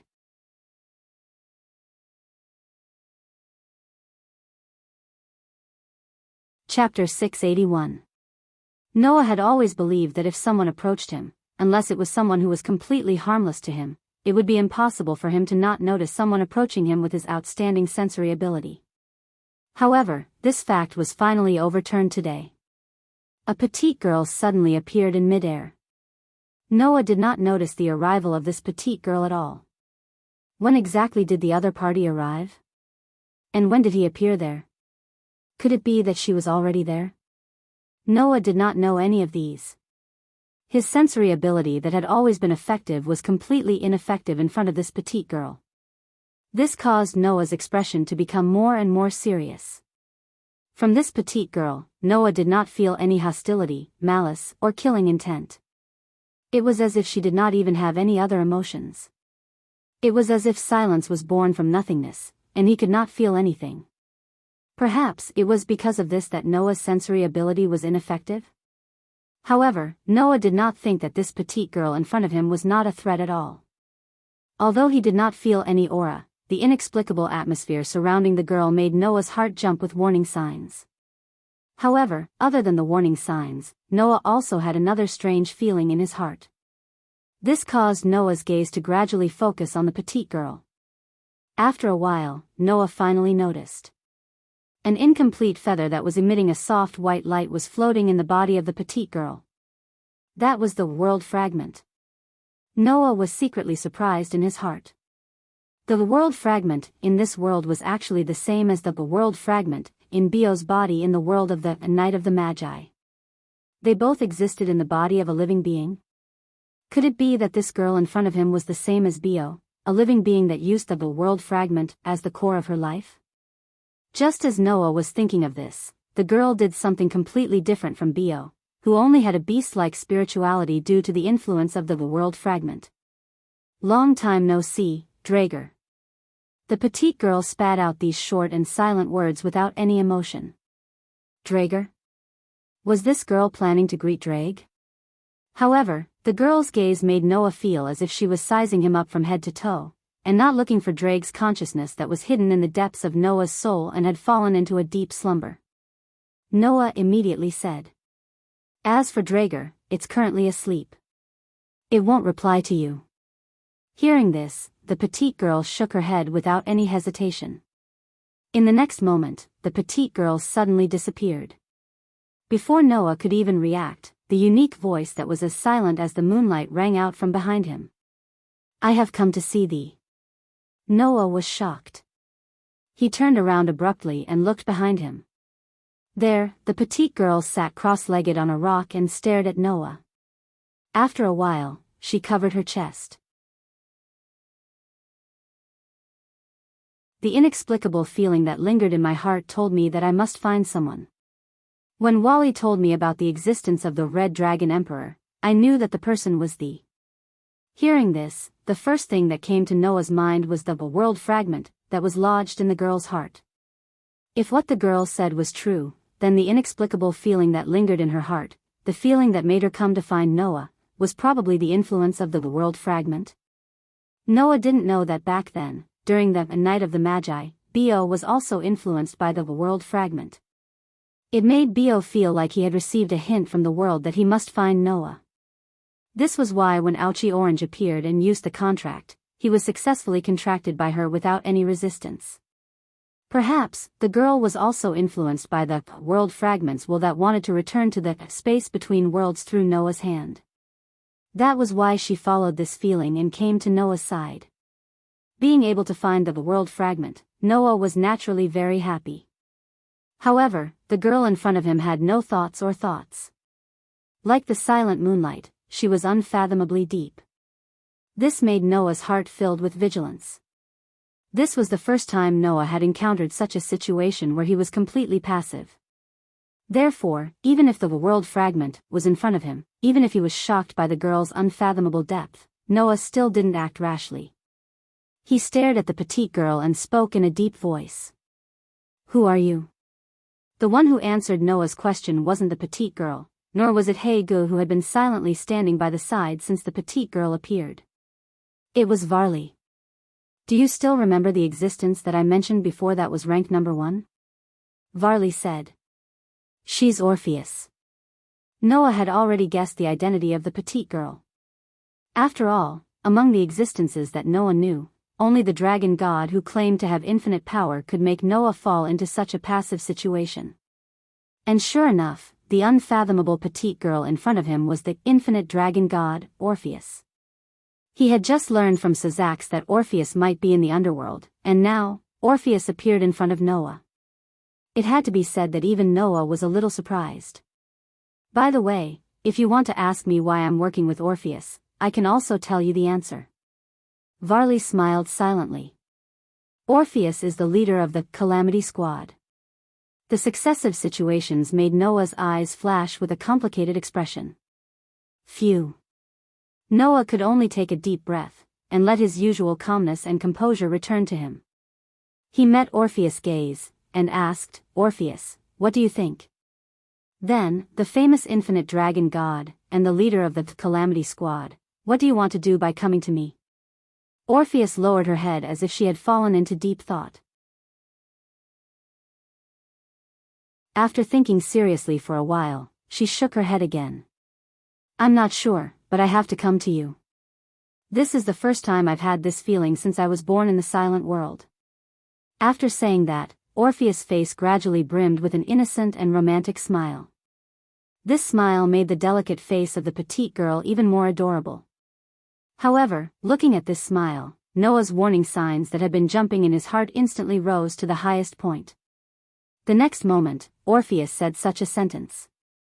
"So, I want to bring you back." When this sentence echoed in the entire space, a mist-like light flashed from Orpheus' body and swept in all directions like a wave. In an instant, it covered everything that Noah could see. When the mist-like light shrouded everything in his field of vision, a bad feeling flashed through Noah's heart. This was because Noah could feel that in this mist-like light, not only did he lose his sense of direction, but the auras of Orpheus, Varley, Hagu, and even Kitten had all disappeared within the range of his sensing ability. Moreover, when the mist-like light came into contact with Noah's body, Noah actually felt that his body was being eroded, and his consciousness became a lot more hazy. They hadn't even officially confronted each other, but he was already restrained to this extent by the other party. Noah's heart trembled slightly. With a thought, the vast mana in his body immediately flowed rapidly along his body, causing Noah's body to tremble slightly. A faint light appeared around him like a flame, burning away the mist-like light that was eroding towards him and blocking it outside his body. However, almost at the same time, Noah's heart suddenly trembled again. Without hesitation, Noah used the incarnation of the Dragon Emperor. "All evildoers, be afraid of my power. Now, I shall obtain the majesty of 10 mountains, the strength of 100 rivers, and the strength of 1,000 giant dragons. The majestic me shall raise the ferocious power to slay dragons." Scale-like gas shook off from Noah's body and covered Noah's entire body. Pfff, in the next second, a slight sound of wind breaking, as if it had pierced through space, entered Noah's ears. A light spike that looked like a snake suddenly appeared from the mist-like light. It was as thick as an arm, but it was as soft as a snake. As it wriggled, it drew a strange arc in the air and shot in Noah's direction.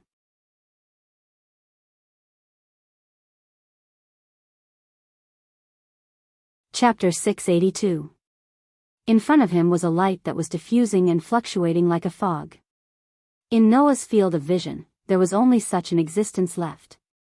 However, when the Dragon Emperor's transformation covered Noah's entire body, a ray of light that was like a snake twisting its body suddenly pierced through space. Following the trajectory of space, it drew a strange arc and fell on Noah's body. Pa-dash. The snake-like ray of light hit Noah's chi scales and exploded, turning into a circle of light spots. Noah thought that the dragon-slaying power carried by the Dragon Emperor's transformation had an effect on the legendary dragon god, which was why this attack was neutralized. However, in the next moment, this thought of Noah's disappeared without a trace. The exploding light spots actually covered the air scales around Noah's body amidst the vibrations of space, and they began to shine brightly. At this moment, Noah only felt that his body was being attacked by an ice-cold chill, which constantly surged into Noah's body. Noah's expression suddenly changed slightly. His body tensed up, and a violent magic power surged out of his body. It vibrated and circled around the chi scales, causing Noah's chi scales to light up and shake, scattering the light spots on them. "Thou is very strong," Orpheus' voice reverberated in the void. "But I am undefeatable." After he finished speaking, a light figure suddenly flashed out from the mist-like light that permeated the surrounding space after the snake-like soft light thorns. Like a flash of lightning, it rapidly approached Noah. Facing the ray of light that suddenly appeared and charged without any warning, Noah finally caught a trace of the other party with great difficulty. Clenching his fist, he ruthlessly smashed the ray of light in front of him. At this moment, the ray of light in front of Noah suddenly fluctuated rapidly, turning into a transparent mirror-like light curtain. Caught off guard, Noah's punch did not fall on the incoming ray of light, but directly on the light curtain. Peng dash. The heavy punch fell and heavily smashed on the light curtain. Then, Noah's heart suddenly jumped. It was because when Noah's heavy punch landed directly on the light curtain, an equally powerful force immediately rebounded back fiercely, causing a circle of ripples to appear on the surface of the light curtain. Noah, who was caught off guard, was shaken to the point that his arm went numb. He took a few steps back and stabilized his body with great difficulty. Dozens of spiral snake-like light thorns suddenly formed rapidly, with the tip pointing in the same direction. Over there, Noah, who was retreating, had just stabilized himself and stopped in that direction. It was as though he had deliberately become the target of all the light thorns. Puff puff puff puff. The sky was filled with light thorns, which blotted out the sky and blotted out the earth as they shot toward Noah. Noah, who had stabilized his body, raised his head and looked at the large number of light thorns mixed with a strange aura. Finally, his face showed a thorny expression. These attacks seemed ordinary, but in fact, each one of them was extremely strange. Without knowing what kind of damage these attacks would cause, Noah did not dare to touch them easily. "I must leave this strange fog-like light." With such an idea in mind, in the next second, Noah decisively cancelled the use of the Dragon Emperor incarnation and used the Phoenix incarnation instead. He entered the world of seraphic speed and disappeared in an instant. Peng dash. The overwhelming light thorns heavily collided with each other, causing a circle of ripples like a halo, and then a burst of gorgeous light spots. They cancelled each other out and disappeared. Maintaining the state of seraphic speed, Noah rushed in one direction with all his strength. No matter how wide the coverage of this fog-like light was, as long as he rushed in one direction with a speed comparable to real thunder and lightning, he would always be able to rush out. All of a sudden, the mist-like light that shrouded the entire space suddenly trembled. Like a rolling sea, it set off waves of ripples that were like stormy waves. Dong! Noah, who was rushing in one direction at full speed, only felt the surrounding space suddenly become violent, and then, an unimaginable impact hit him fiercely in the state of seraphic speed. Goo dash. Noah let out a muffled groan. He was like a balloon that had hit a solid wall and bounced off. He retreated from the state of lightning speed and stopped moving. Wang wang wang wang wang dash. Around him, the fog-like light was still constantly vibrating, setting off circles of ripples. After a long while, from the circles of ripples, countless small light ribbons shot out with a sharp sound, wrapping around Noah's direction. In just a moment, they had wrapped around every corner of Noah. At this moment, Noah was like a small silkworm that was about to be wrapped up in a cocoon. There was no way out. Seeing that the small light ribbons were about to wrap around his body, Noah closed his eyes instead. I, with a violent heart, tightly cover the sky, and declare, roll up a storm for me, rain for me. I will not allow you to disobey my orders. When the spirit of the storm spread throughout the whole space, a breeze suddenly appeared around Noah's body, and began to swirl around Noah's body like a tornado, and it became more and more intense. Hugh dash. Not long after, the sharp sound of the wind rang around Noah's body, and a substantial tornado, with Noah as the center, quickly took shape. It rose from the ground, rushed to the sky, and gradually expanded. In the blink of an eye, it had expanded to a range of more than 10 meters. Pa pa pa pa pa. The light ribbons that were wrapping around him were directly swept up by the tornado, and with a crisp sound, they were directly defeated. Immediately, Noah's cold voice rang out. Explode for me. The tornado that had expanded was completely sluggish. Dong. The violent tornado exploded, and turned into a fierce shockwave, shaking in all directions. Kacha kacha. Noah could already hear the sound of the ground cracking. Around him, the fog-like light was also swept away by the violent shockwave, and no longer continued to fluctuate. Now's the time. Seizing the opportunity, Noah let a gust of wind curl around his body. Under the guidance of the wind, his body shook, and he suddenly soared into the sky, explosively shooting upwards, and rapidly increasing in height. Since he couldn't just charge straight up, then he would break through upwards. This was Noah's idea. But in the instant that Noah soared into the sky, not far above Noah's head, an invisible force was constantly acting. Feeling that force, Noah's heart slightly tightened, and reflexively raised one of his hands towards the sky. I am the conqueror who can defeat 1,000 with 100, 10,000 with 1,000, and 10,000 with 10,000. Now, for me who stands on the side of justice, please shine brightly, and bestow me with divine power. In Noah's heart, the stone plate that was originally pointing at the storm pattern turned, and pointed at the thunder pattern. Beep beep. A burst of violent lightning flashed in Noah's hand, and directly swept out, angrily shooting towards the sky above. Clang. Just like that, the thunder that soared into the sky suddenly seemed to have collided with something, causing a crisp sound. That was actually a mirror-like light screen that was formed out of the fog-like light that had gathered at an unknown time. The thunder that landed on it was directly bounced off. And such a layer of light screen almost covered the entire sky that Noah could see. If Noah were to rush up like that, he was afraid that he would end up like the thunder that was bounced off. After his eyes flickered a few times, Noah could only helplessly give up the idea of forcibly breaking through. His body turned into a bolt of lightning, and violently swept down. After landing on the ground, he once again condensed into a solid body, and returned to his original appearance. From the beginning to the end, Orpheus did not use any earth-shattering attacks. He only used this strange force to trap Noah, and it was more troublesome than anything else. Just based on this point alone, he was worthy of his title as the strongest.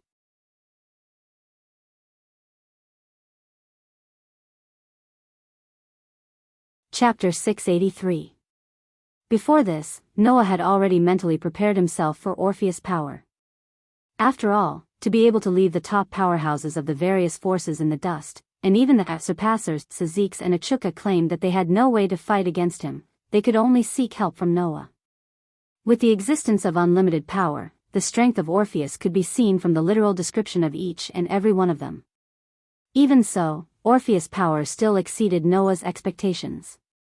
Noah really did not expect that not only would he be completely at a disadvantage in front of Orpheus, but he would also be trapped by Orpheus' strange power without even being able to see what this power was. This was really too troublesome. If he had sufficient understanding of Orpheus, he should be able to escape this predicament by using the warrior's incarnation. It would not be impossible for him to catch Orpheus off guard and defeat him. The problem was that there were not many people in this world who could say that they understood the dragon god who was said to have unlimited power, let alone Noah. According to Drake, Orpheus was not a life that was born in this world, but an existence that was born in the void of the dimensional crack. Hence, apart from knowing that the dragon god was a dragon, had infinite power, and was closely related to the Ouroboros, which symbolized infinity, no one in the dragon race dared to say that they knew anything about Orpheus, let alone the other forces. Therefore, the warrior incarnation could not be activated in front of Orpheus. In that case, there's no other way, I can only use it. After murmuring softly, Noah slowly closed his eyes. A burst of extremely violent mana rose from Noah's body bit by bit, like a gradually growing small flame that slowly burned. Not long after, it turned into a terrifying flame that shook from Noah's body. Wang! As if stimulated by Noah at this moment, the fog-like light that pervaded the surroundings began to tremble. Countless light thorns rapidly condensed in the space, and instantly filled the entire space. With a burst of wind sounds, they shot towards Noah, who had his eyes tightly closed. However, in the face of the overwhelming light thorns that shot towards him from all directions, Noah still did not move, and only chanted softly. I am the strongest, and I hold all victory in my hands. Be it human or demon, I am the one who defeats all enemies.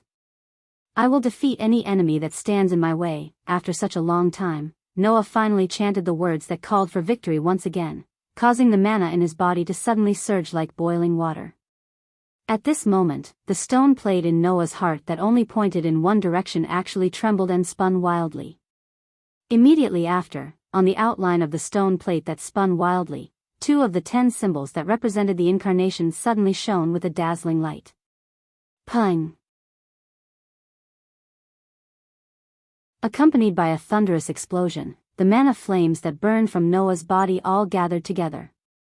In the next moment, a giant that was at least 100 meters tall and composed of pure mana overlapped on Noah's body, and appeared in this world. That was the incarnation of the giant. Only when using this incarnation, Noah's incarnation of the giant could display unparalleled divine power, and the power of a punch was enough to split mountains and rivers. However, if Guinevere, who had seen Noah's incarnation of the giant, was here, she would be shocked to find out. The giant in front of her was completely different from the giant that Noah used before. Because, not only was this giant's body red, even its head had turned into a ferocious dragon's head. Its body was covered with scales, and a pair of wings grew out of its back that covered the sky. There was also a long dragon tail hanging behind its back, and with a gentle wave, it shook the air. That posture was just like a dragon man that covered the sky and covered the sun. In addition to the giant, the other incarnation that Noah used was the dragon emperor. In the next moment, the huge dragon man raised its ferocious dragon head. Roar!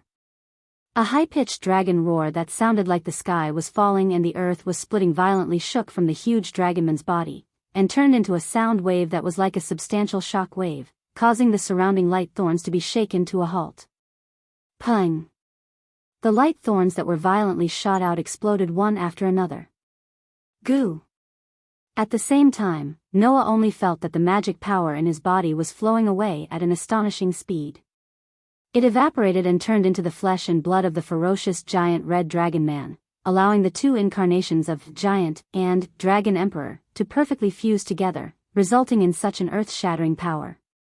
Every part of his body was making sounds that could not bear the burden.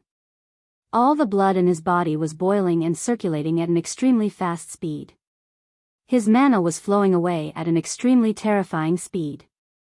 Waves of intense pain also came from his head. Using 2 incarnations at the same time, and even fusing them together, the burden that Noah had to bear had already turned into the most astonishing consumption and damage. In this state, Noah could probably maintain the battle for less than 10 minutes. After 10 minutes, not only would Noah exhaust all his mana, the burden on his body would also cause him to be unable to move. Therefore, Noah had never used two incarnations at the same time. This was a trump card that needed to be hidden even more deeply than the incarnation of the warrior. And by using this trump card of trump cards, it meant that, absolutely, I cannot lose. Among the ferocious crimson dragon man that covered the sky, his entire body was boiling with violent mana, allowing it to form the body of the huge dragon man. Noah, who maintained the form of the huge dragon man, as if there was a huge crimson dragon man overlapping on his body, suddenly raised his head. As if synchronized with Noah's movements, the huge crimson dragon man also suddenly raised his head, causing the entire space to tremble at this moment, and in the surroundings, the mist-like light once again seemed to be stimulated, violently rolling and surging at an unprecedented frequency, crazily surging. Then, the mist-like light directly turned into a huge wave of air and the rolling and surging, violently rolling towards the ferocious crimson dragon man amidst the chaotic vibrations of the atmosphere. Roar! The huge dragon man that covered the sky let out a provocative roar towards the huge wave of air without any fear, like a huge dragon standing on the beach roaring towards a tsunami from the sea. It raised a ferocious crimson dragon claw and swung it towards the huge wave of air. Boost boost boost boost boost boost boost boost boost boost boost boost boost boost. At this moment, on the ferocious crimson dragonman's body, the gems hidden in the scales of the huge crimson dragon man released a series of voices. In an instant, the ferocious dragon claw swung towards the huge wave of air suddenly expanded by a lot. Everywhere it passed, the space trembled violently and exploded extremely cleanly, turning into pitch-black nothingness. Under such circumstances, the terrifying dragon claw and the huge wave of air violently collided. The earth trembled, and so did the sky. Amidst the terrifying loud noise, pitch-black spatial cracks spread out in the mist-like light at a terrifying speed. As if a star had exploded, a terrifying impact spread out from the center of the collision, violently impacting the surrounding mist-like light that Noah couldn't do anything to. Kacha kacha. The space had already begun to collapse amidst the cracking sounds. Pung! Under that incomparably violent impact, the mist-like light trembled and was torn apart. As the space was being torn apart bit by bit, it was like a fog that was being blown away. Finally, it was violently blown away by the terrifying impact. And in a corner of the mist-like light that was blown away, Orpheus, who was sitting cross-legged on a rock, revealed her figure. Her beautiful face that was as silent as the moonlight from the beginning, without the slightest trace of emotion, finally showed a trace of days. You're tuning in to the Romantic Tales YouTube channel. Don't forget to subscribe and join us on this journey to catch the most captivating stories.